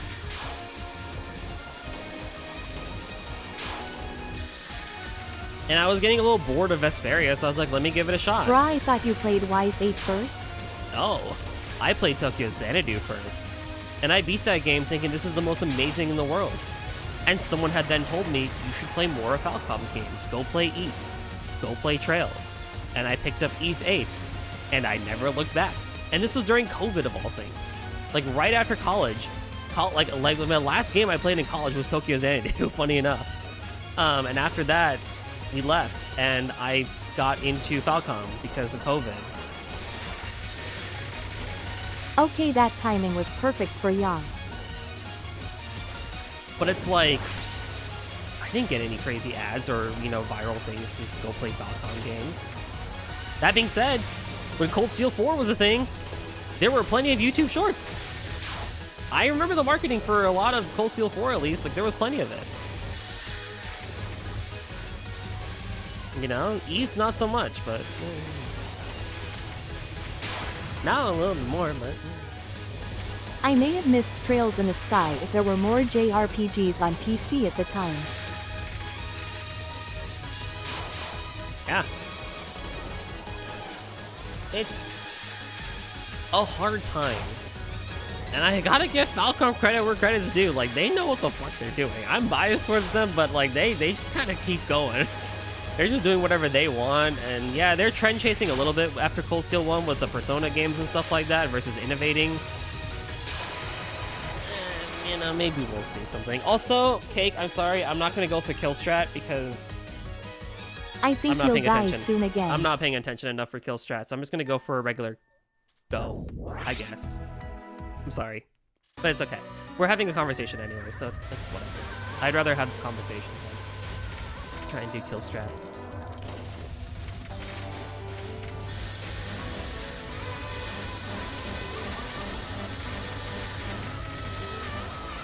I can go.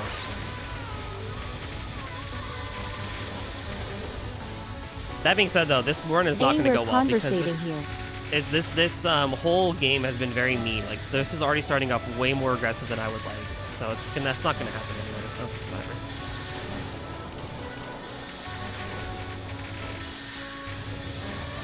We're conversing here, come on. Like, why is this so aggressive from the beginning? I did, like, literally nothing. Like, what RNGC did I piss off?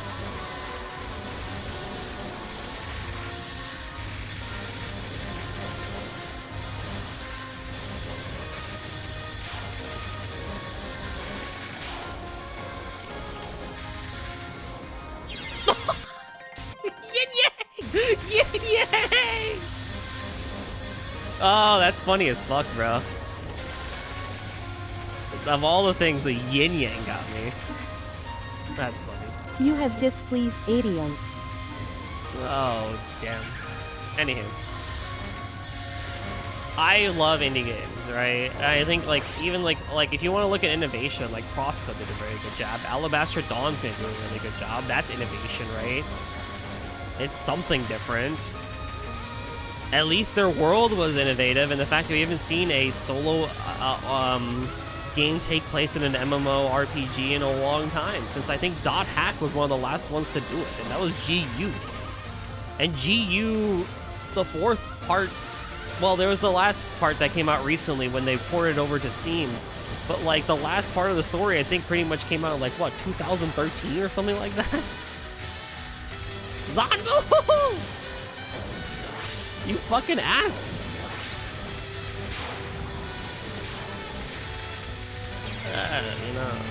And we never got a dot hack game after that. Dot hack was really crazy with its freaking gameplay too. Looking back on it. Otter destruction.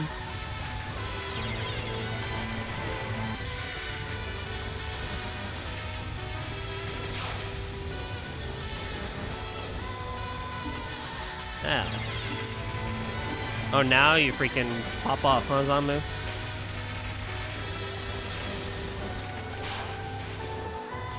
I hate those side spears so much, man.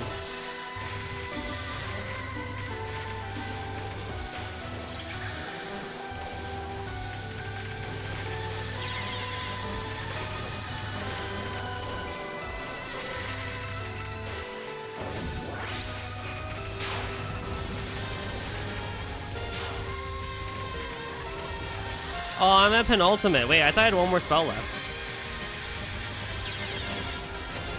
Fucking no.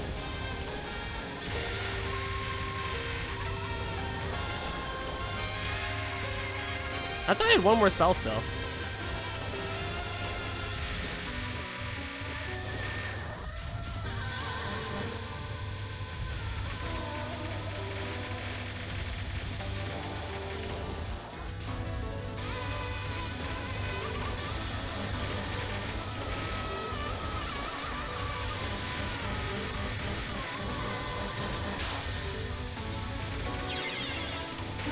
So cool.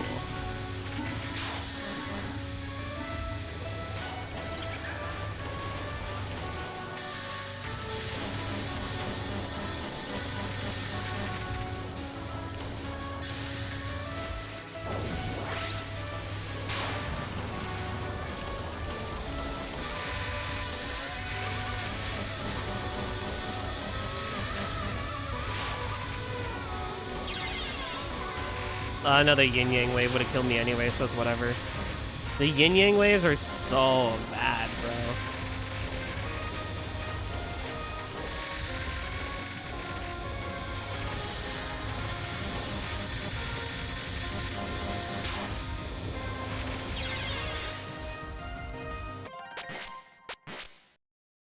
I know how to.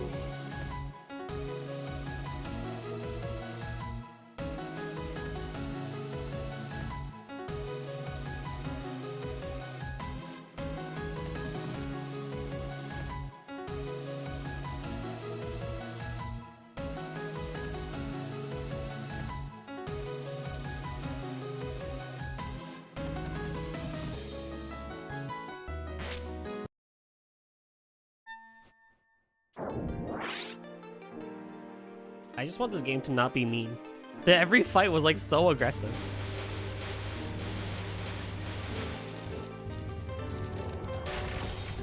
I do think there's still gonna be plenty that innovate in the gaming sphere, no doubt about it. I think there's still a lot of passion. However, I think what I tend to lean towards, and I thought about it when I've thought about making my own games and stuff like that in the future, maybe, possibly, we'll see. I feel that rather than chase the gameplay system, have the gameplay system match what you're going for. Like for example, for an RPG, right? For a JRPG, rather than chase a gameplay system of, oh, I want turn-based RPG, or I want action RPG, and yada yada and stuff like that, right? I would almost look at it the opposite way of like, if I look at the world that I'm trying to build, what is the gameplay system that maybe makes the most sense for this sort of world? Which longtime Trails fans would actually feel very at home with that idea, because that's literally part of the lore. Of course, Falcom has said they want to keep Trails as turn-based as humanly possible, despite being in the hybrid system. That being said, though, if you look at the lore of Trails, that's literally what Falcom has done, is that they want to innovate their combat system with the world. And they've done a pretty good job with that. And I think I like that idea. You know, for example, if your story has you going around and collecting something, right? Like the MacGuffins or whatever, the 7 things or the 7 trophies or something like that. You know, perhaps your gameplay system could revolve something around there, you know?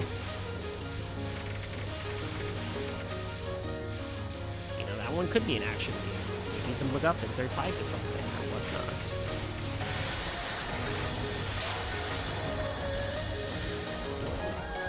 Perhaps in lore, you know, your player characters are, you know, teenagers coming of age and stuff like that. Final Game is actually a monster catching RPG where you go back and catch the Septarians.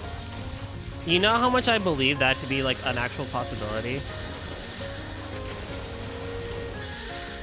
You know, then maybe perhaps your coming of age teenagers might not actually be able to Pokemon. do a lot of crazy flips and flops and stuff like that, and the crazy action RPG things, you know?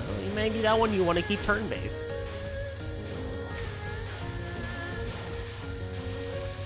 Look at Ni no Kuni, where like it very much was just using a lot of the monsters and stuff like that to do a lot of the heavy lifting with the spells that you have with the, was it the wand or the book in Ni no Kuni? I think it was a wand, right? Or was it a book? Regardless, you know. Mario and Luigi, admittedly keeping it as turn-based and dynamic as possible, does usually keep things that are relative to what they have at their disposal at that given time. You look at Book something for like... one character, wand for another. Oh, it literally was both. Awesome, cool. I was right for both. You know, you look at something like Superstar Saga, and, you know, for the most part, the bros attacks are just bros attacks. They're just doing what they physically can in some capacity within the lore. And yeah, they get fire and thunder and magic and stuff like that. That's more or less the same there. But they have their jumps, they have their hammers and stuff like that. You know, they're not doing anything too outwardly. And then you go to Partners in Time,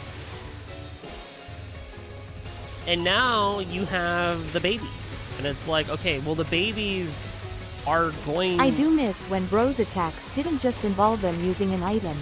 I do agree with that. I do agree with that, actually. Despite Partners in Time being my favorite game. You know, now you have the babies, and, you know, that changes the way the gameplay works, because, you know, if Mario and Luigi go down, well, now you have the little Mario and the little Luigi, but they're also glass cannons, where they're gonna die very quickly, unless you spec them right. And they can't do all the high jumps and crazy things that big Mario and Luigi can do. But at the same time, Mario's jump and hammer become that much better as a result when the babies are there, and that really enhances the gameplay system. But we're not done yet. We go to Inside Story, and yeah, the bros attacks are now items again, which is annoying, but we're back to kind of like being within capacity of that. Dream Team has all of the bros attacks that relate to the dream sequence and stuff like that. And then it was, what was it called? Mario and Luigi, the one after it. Oh fuck, it's a Paper Mario one too. You know, now we're having Paper Jam. Paper Jam, thank you. Okay, now we have stuff there too. So my point is that I think, you know, maybe that's a perspective shift that I would encourage people trying to make a game, is rather than trying to chase a gameplay system, perhaps think about it in the context of the world you're trying to beat. Because a game does need a world. You can't just make a gameplay system without a world. You can't just make a turn-based game and have it be like whatever, right? Like, you gotta put something in there. You can't make a shooter without something, right? I mean, unless you're really, really tied to the idea. Like, I really want to make an ATB Final Fantasy VII turn-based system with a new form of materia and stuff like that. Okay, yeah, sure, go for it. You know, I'd by all rather have a means. game innovate and fail versus recycling the same thing.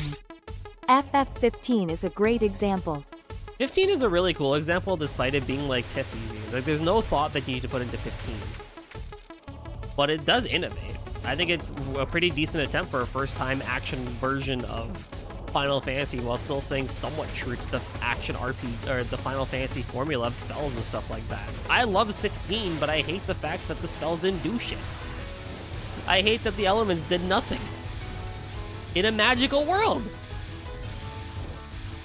Yes, the icons were cool.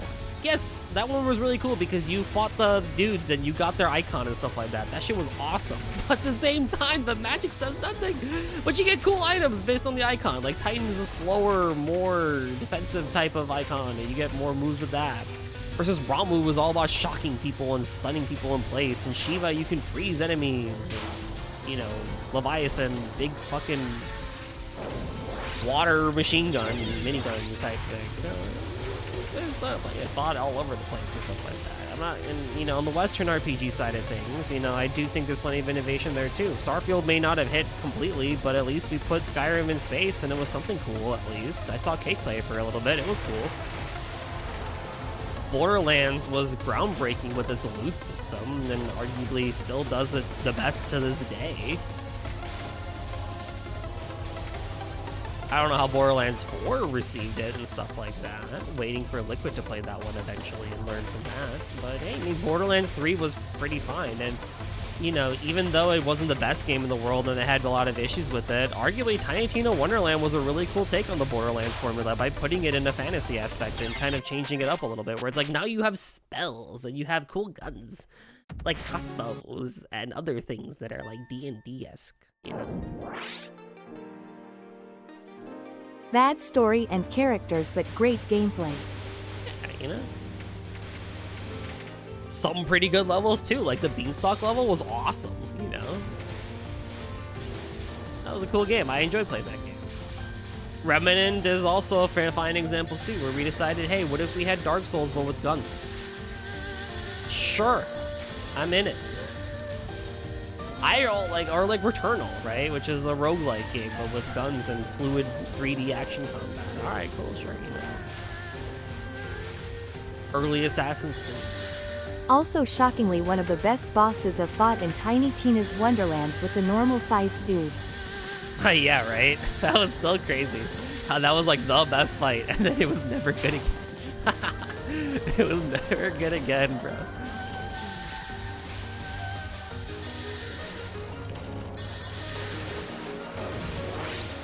We had innovation for a long time, even in the indie scene, and just somewhere along the way, we forgot what it is we were trying to do, what we were trying to chase. Like, you ask a lot of, I'll use this as an example, right? You ask a lot of people, and a lot of people will say, they're like, yeah, I actually did play Fable 1 What's the and best Fable year 2. of gaming, you think? Oh, lordy. What year did Halo 3 come out?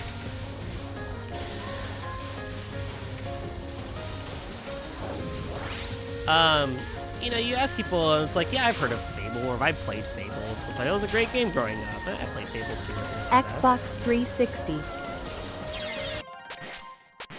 Why has no one tried to do what Fable did? With the alignment system. Why is that no one really has tried to put the effort and try and make a big thing of a Fable-esque type game? Even if it's not medieval fantasy. We love having games where our choices matter. Fable is right there. Where the world literally changes based on your alignment to it. And you can change that alignment at any time too, depending on what you do. So why don't people try that?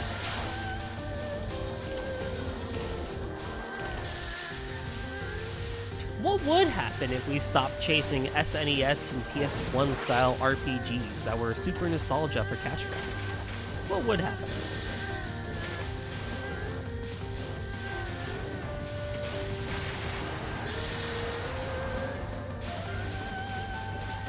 The 360 era was really good. I think it's arguably still the best that gaming has quote-unquote ever been. And not just for the 360 alone. You look at a lot of what was in that era, you had handhelds like the Nintendo DS that was just rocking out game after game, RPG, Nintendogs, and Pokemon was at its best, and other RPGs. Like Radiant Historia technically did come out on the Nintendo DS, even though Perfect Chronology came out on 3DS afterwards. You know, Call of Duty was in a good stride, Battlefield was in a good stride, story-based gaming was in a good stride, Uncharted started coming out around that time. Can we please get a remaster of Lost Odyssey from the 360? The one JRPG on the 360 that actually slapped. Yeah, 360, my bad. Yeah, exactly, like Lost Odyssey. Why did we never make a Shadow of the Colossus game? Actually, there is an indie developer that I do know is trying to make a Shadow of the Colossus style game. This is something that I do know is for a fact. Someone is trying to make Shadow of the Colossus indie game, and that'd be awesome. But it's like, that took how long? Why isn't there Fortnite too? Because Fortnite decided to do things in seasons as opposed to making a new game. Also, they better not make a Fortnite 2. Look at the abysmal thing that happened with Overwatch 2. Look at how bad Warzone 2 went. It's not going anywhere. It's not going places, I'll say that. Why ain't there a Destiny 3? Ha ha ha ha. I low-key think Destiny 3 might exist one day. I have it in my bones that Destiny 3 will exist one day. Why is everything so aggressive?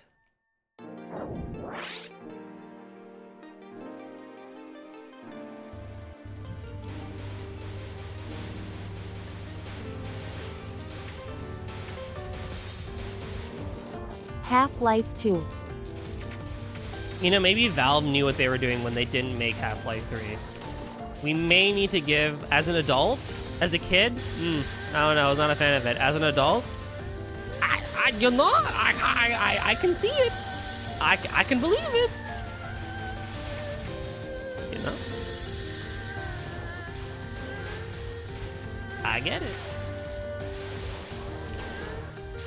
Team Fortress 2 stayed there. Counter-Strike for a long time. Eventually got Counter-Strike 2.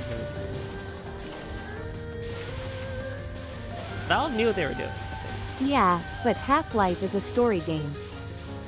Not multiplayer. Oh, definitely. You know, I'm not only picking on one. Left 4 Dead? I mean, Back 4 Blood exists, and I actually still love Back 4 Blood as a game. It may not be a Left 4 Dead game, but as a game, as a something that tried to continue the like zombie level-esque type thing, Back 4 Blood does a really good job, actually. If you try to look at it not as a Left 4 Dead game, which is not. It's not a Left 4 Dead 3. It's its own thing, and Back 4 Blood's really good at it. Funny enough, there are things you play and you do in Back 4 Blood. You go back to Left 4 Dead, you're like, damn, I kind of miss that from Back 4 Blood. The game, the gunplay in Back 4 Blood's great. Yeah, it doesn't have as much content as it probably deserves or needs, but when they started actually pumping out the DLC and some of the extra stuff in there, oh my god. It's good. The fact that you can make builds and have your own character with your own cards and stuff like that was really nice. And pretty good cosmetics too. But it just felt Left 4 Dead 2 is one of my most played games. And that one still holds up too with all the modding community and stuff like that. We haven't had a Left 4 Dead since Back 4 Blood. No one's tried to do it again. Yooka-Laylee made Yuka Replay, but no one's really tried to do Banjo-Kazooie since Yuka. Impossible Lair, I think, was the last big DKC-esque style game to really try and do that formula too.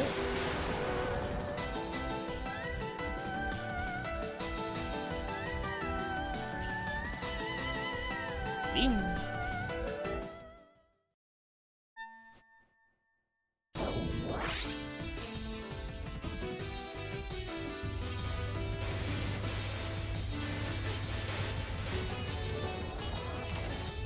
And Zune actually brought it up too, that like, in a way, a lot of people don't really play new shoot-em-ups anymore. Danmaku as a whole, as a genre, was kind of going downhill for a minute.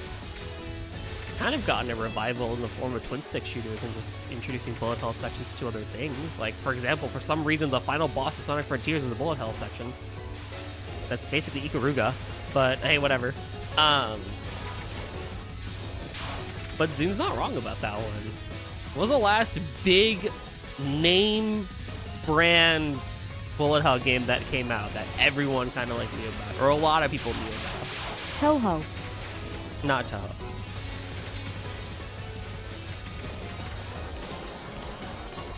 Returnal Law. I was gonna say Returnal, actually, and that's not even a traditional shoot 'em up. Doom.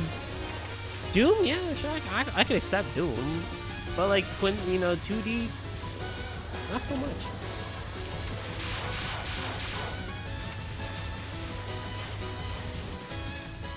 Nier Replicant works too. Nier, yeah, but not as much as Nier Automata. But yeah, Nier definitely. Replicant. That game. Ugh. It exists.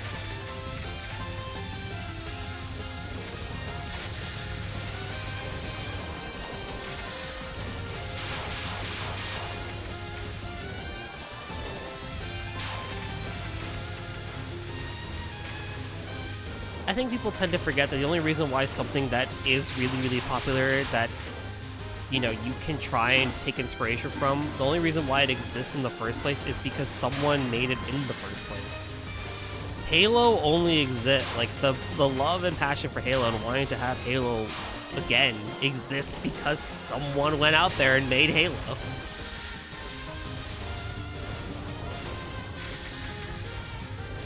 Call of Duty existed as a way to kind of be that thing, right? To kind of show World War I and II in video game format. And, you know, have that whole thing.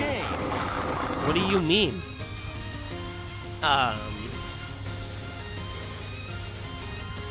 You know, and now it's not that. You know.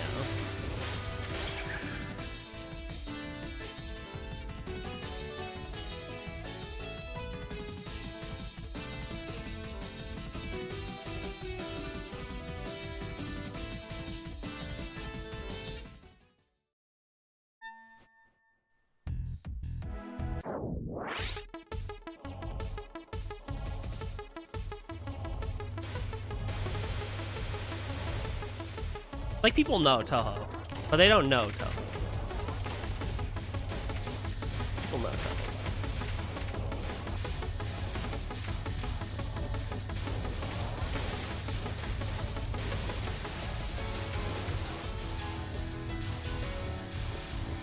I love this game because even though it's lunatic, I could just talk and play games.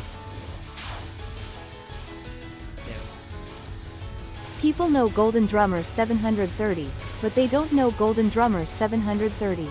This is true. And we're gonna keep it that way. Okay, what's your favorite worst game of all time? My favorite worst game of all time? Damn, bro.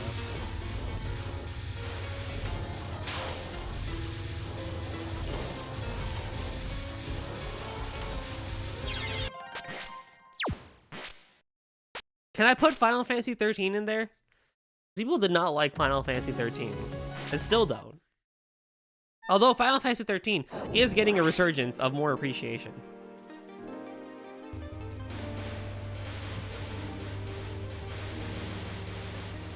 Wow.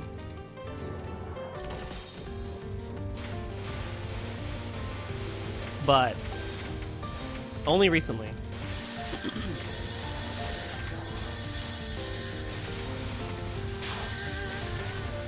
Unironically, you know what? I'm gonna say it. Sonic 06. I was gonna say Bad Rats or Sonic 06 Damn Golden.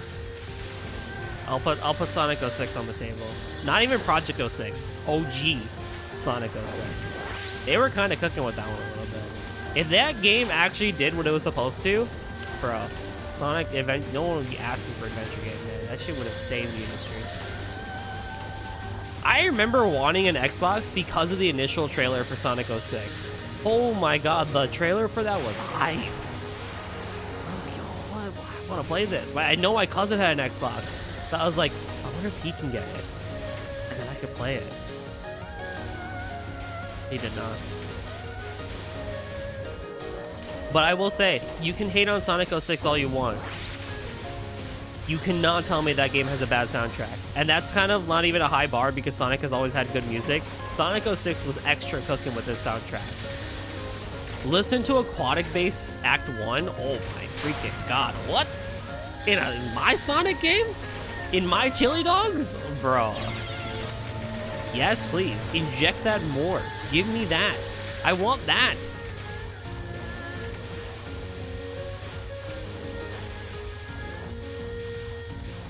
Frontiers kind of came back with that too, but it's at varying degrees of success.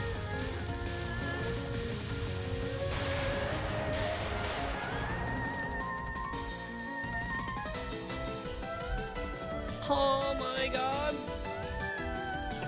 My arm does hurt, I'm not gonna lie, from my 2 shots. It's not happy.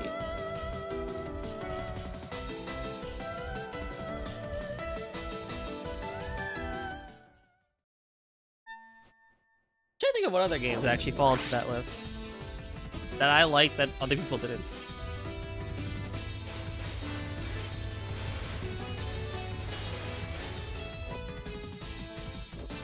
I'm not gonna say Scarlet Nexus because a lot of people actually did like Scarlet Nexus. It has problems, but it was not a hated game. It was going to be a hated game. Oh my god, the initial reception for the trailer was bad.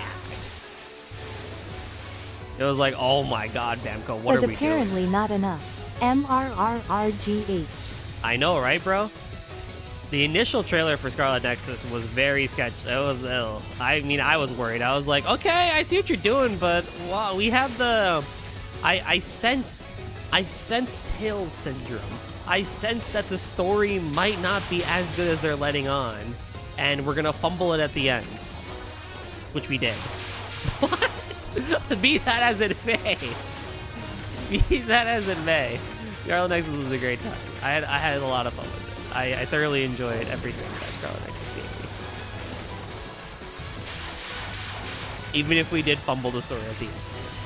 And we needed a DLC to justify our villain. But it's okay because he was a fine villain anyway. I don't think we needed the DLC, but it was cool to have. Arguably still one of the best final boss themes I've ever heard. Trying to think. Oh, Tails is Hysteria. Tails is Hysteria is like the black sheep of the fandom. Like, people hate that game, but I love that game. I think it actually did a really good job. I even played that game twice. I don't even really play games twice, but I played that game twice. I went right back to it after I beat Hysteria. I was like, okay, I gotta see this game again. And I still liked it.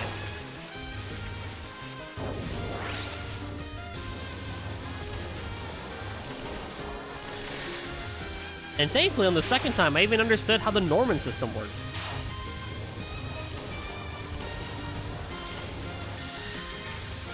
I did, not the first time.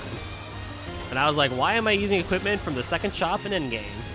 Whoops, because I optimized poorly. Because turns out explaining your upgrade system in 3 different skits with comedy jokes in between does not make a good tutorial. But, no. But I think Tales of Hysteria probably also is one of the ones too, because people did not like that game at all.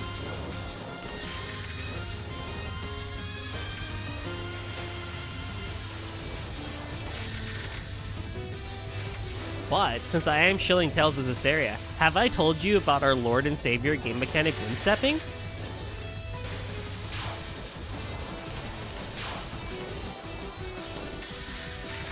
It's the best mechanic in gaming ever. Arguably. It's so freaking good. Dude, you know what needs windstepping, honestly? YouTube. Tyrannic Feline. How's it going, dudes? Yo, what's up, dude?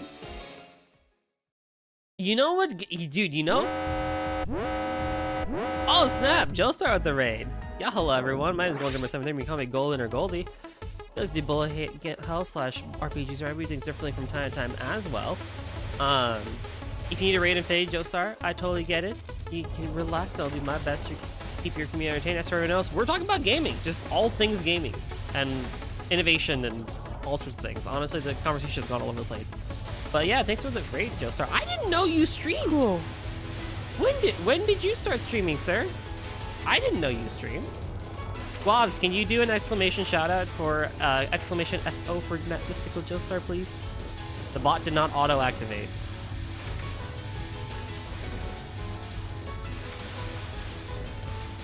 I streamed a little. Did you just recently start? Or Kate? One of the mods do it. Exclamation point SO, please. I cannot do that right now. Yeah. Ah, what'd you do?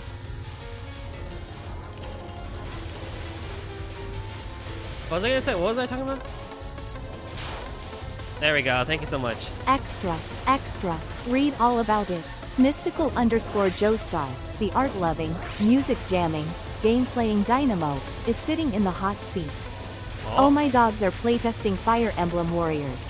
Free hopes, bringing smiles and good vibes to the digital airwaves. Nice. Cool cat, it's a cozy Warriors show is broadcast that's sure to inspire. Beg one, don't miss out on this swell show, folks. Dino Dance Twitch.tv/mystical _ Joestar. Very nice, very nice. Play Fire Emblem. I do want to play more Fire Emblem.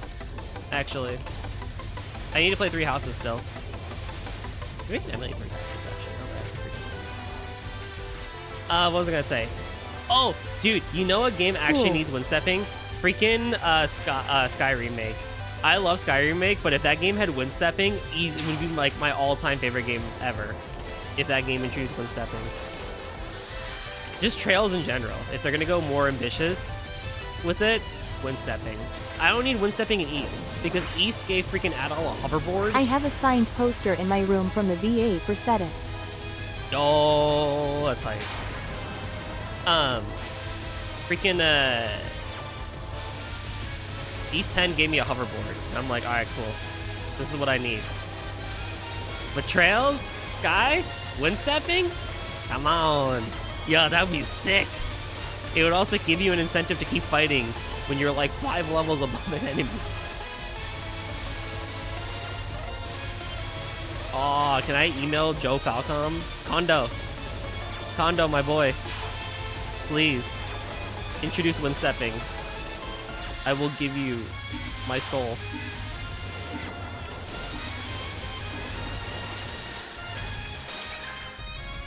Oh boy.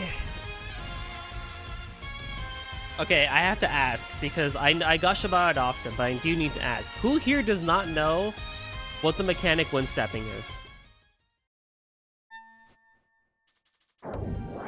From Tales of Zestiria. Can I have your soul? Just kidding. Yeah, you can. I don't need it. I do not know, please explain. Okay, so wind stepping. So in Tales of Zestiria, the way combat works is Okay.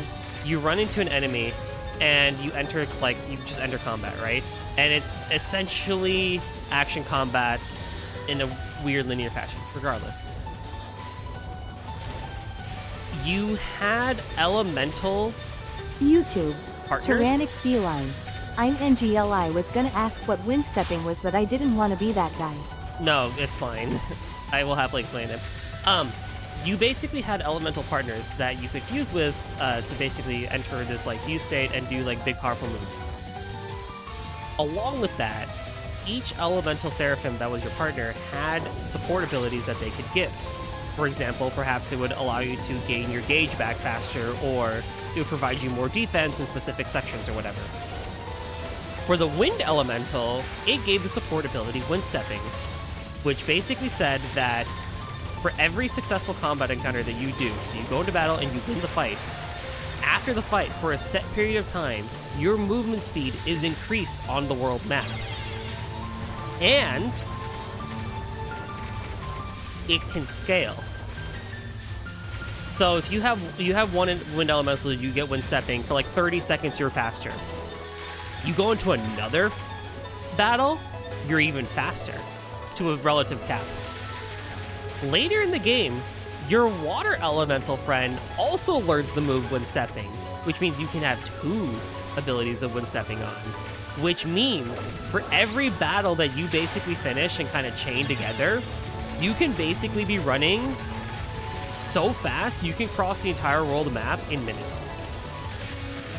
You want to get from one end of this world map to the other without wind stepping? About like a 7-minute to 10-minute, maybe even more long trek. Do some battles along the way and get wind stepping, 1 to 2 minutes at most, if at all. You can cross the entire world map super duper easy, and it rewards you for entering YouTube. fights that you can Tyrannic win. feline. I want to see this. I'll find a video somewhere. But you can enter, it rewards you for entering weak battles that you're gonna win in like 2 seconds anyway, by giving you enhanced movement speed to go throughout the world. Because otherwise, you're running the world at one specific speed, and it's really slow in the late game. It is my favorite mechanic in all of gaming that World War games that happen. I will find a video, and I will share it places. And it's just so good, and I adore it. Berseria, while it did not keep wind stepping, it did give us a hoverboard, and I was okay with it. If you give me a hoverboard, I'll probably be happy of some capacity. Hell, Metaphor allowed you to use your sword as a hoverboard. Sure. Why not?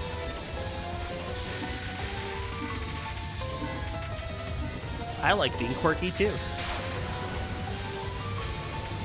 But if you look up Tails as Asteria wind stepping, you're gonna find it.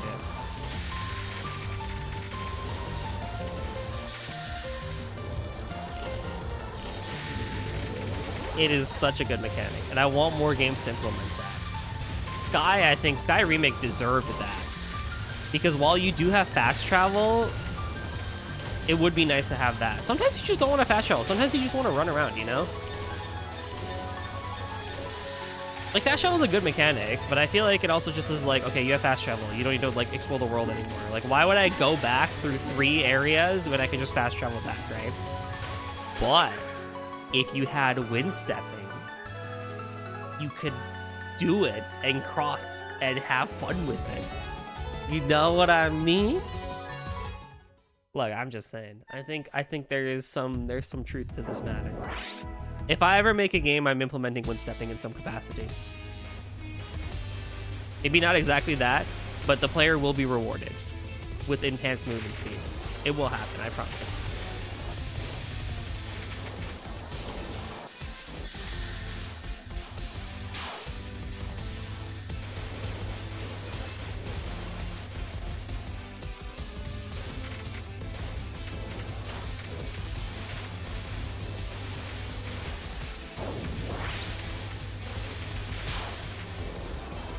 Man, I freaking bullet.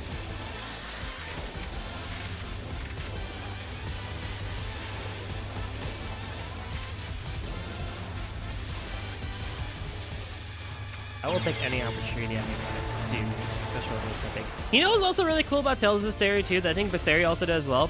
There was a post-game fight that you had to do that was like meant to be really hard, but it wasn't really. But it was one of the harder fights at least. And it was really cool with that one because the game actually punished you for using items. And I thought that was really cool.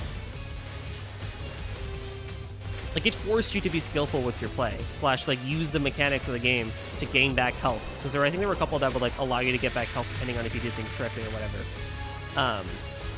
But like you were not allowed to use items. I thought that was really cool, which is interesting because Tails as a whole, when you use an item, there's a time delay before you can use your next item. Like, you can't just spam healing. You have to take one gel, wait like 2 to 3-ish seconds, at most 5, before you can use another item. So I thought that was very interesting for an extra fight, that you couldn't use items.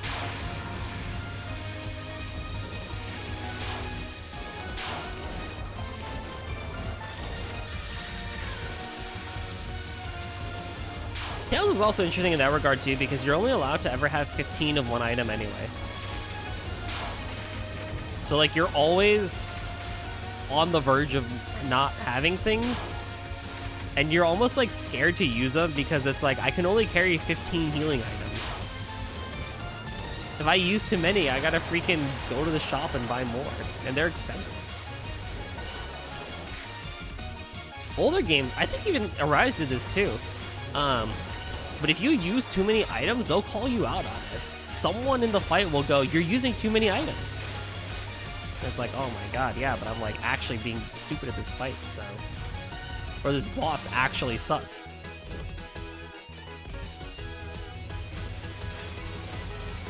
I give Tails a lot of credit. There's a lot of really good ideas in that series. They just treat that series like absolute dog shit.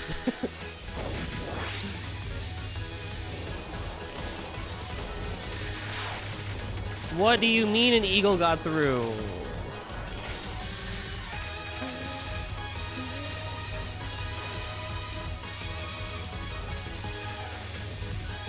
Like, the skits of Tails are pretty good. The shopping system is pretty good in Tails. I like the title system, even though it makes, like, no sense to me sometimes. But I do like the title system.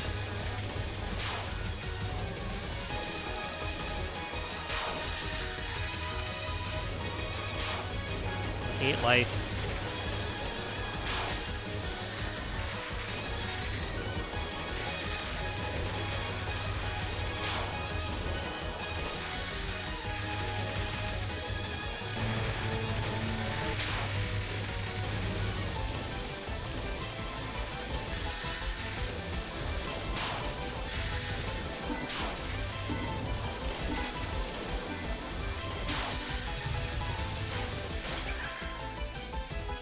Hey, can I have an eagle card? That'd be great.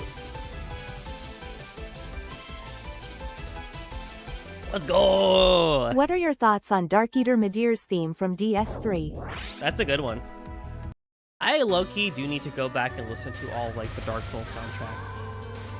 I was never really a fan of them because I was not really into the whole atmospheric thing, and Bloodborne kind of falls in that one too. But from what I generally remember of that theme, at least, I remember liking it when I heard it when Liquid was playing Dark Souls 3. I really enjoyed Lord of Cinder's It's theme, my actually. fab boss theme.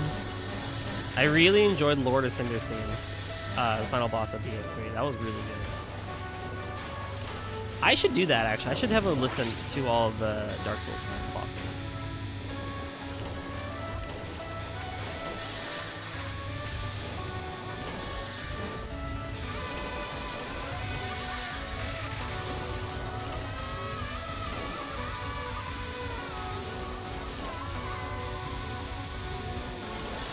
Okay. Okay, that's cool, I guess.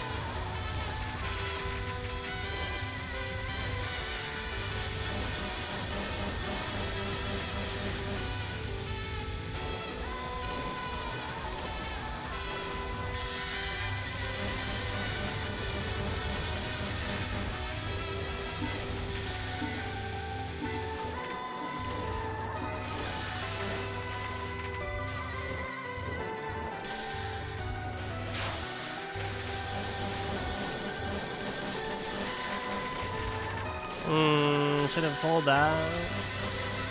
Should have held that.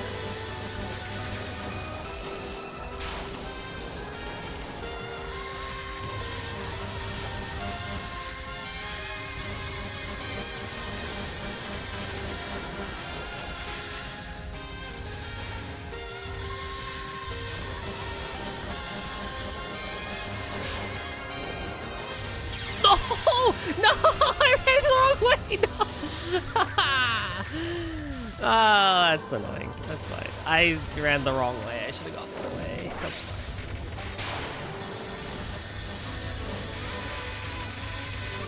Ah, that's so annoying.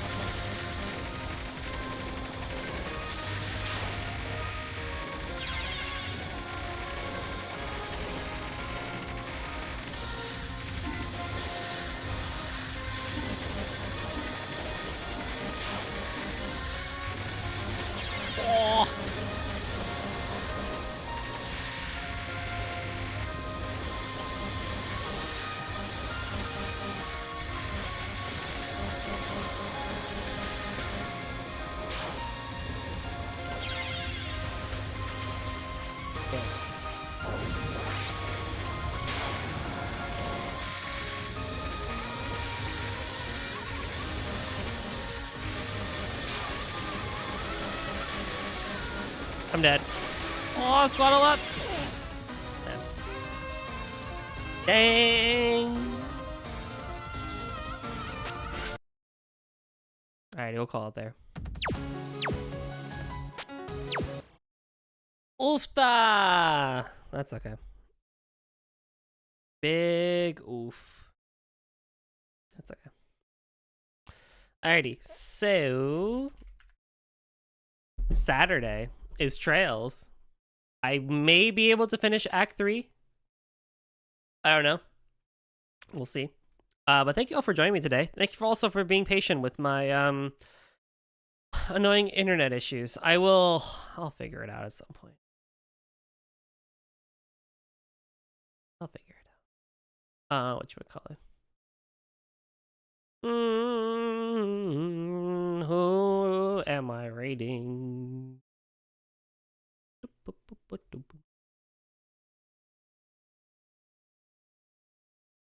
Well, they're ending, so that's not going to be them. What the heck?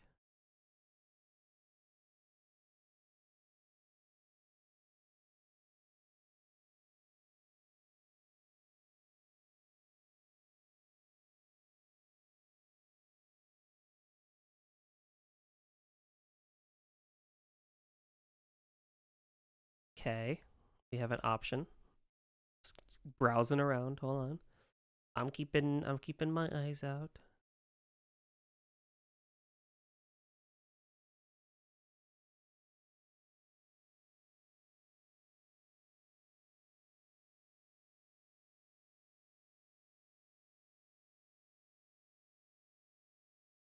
Oh no, I lost them. Where are they? Where are they? No, I lost them. Where'd they go? There they are. New friend, X Charm. Which PNG tuber? Seems pretty cool. So like, whenever we go to new places, you know, be kind. We don't have raid messages and stuff like that, but be kind because you're representing this community. I trust you all, but just be kind, be welcoming and stuff like that. And we'll go see what they're doing. They're playing Water Park Simulator, which is a pretty fun game. So we're gonna go hang out because I like their model /PNG. So yeah, thank you all for watching. We'll see each other next time. Bye bye.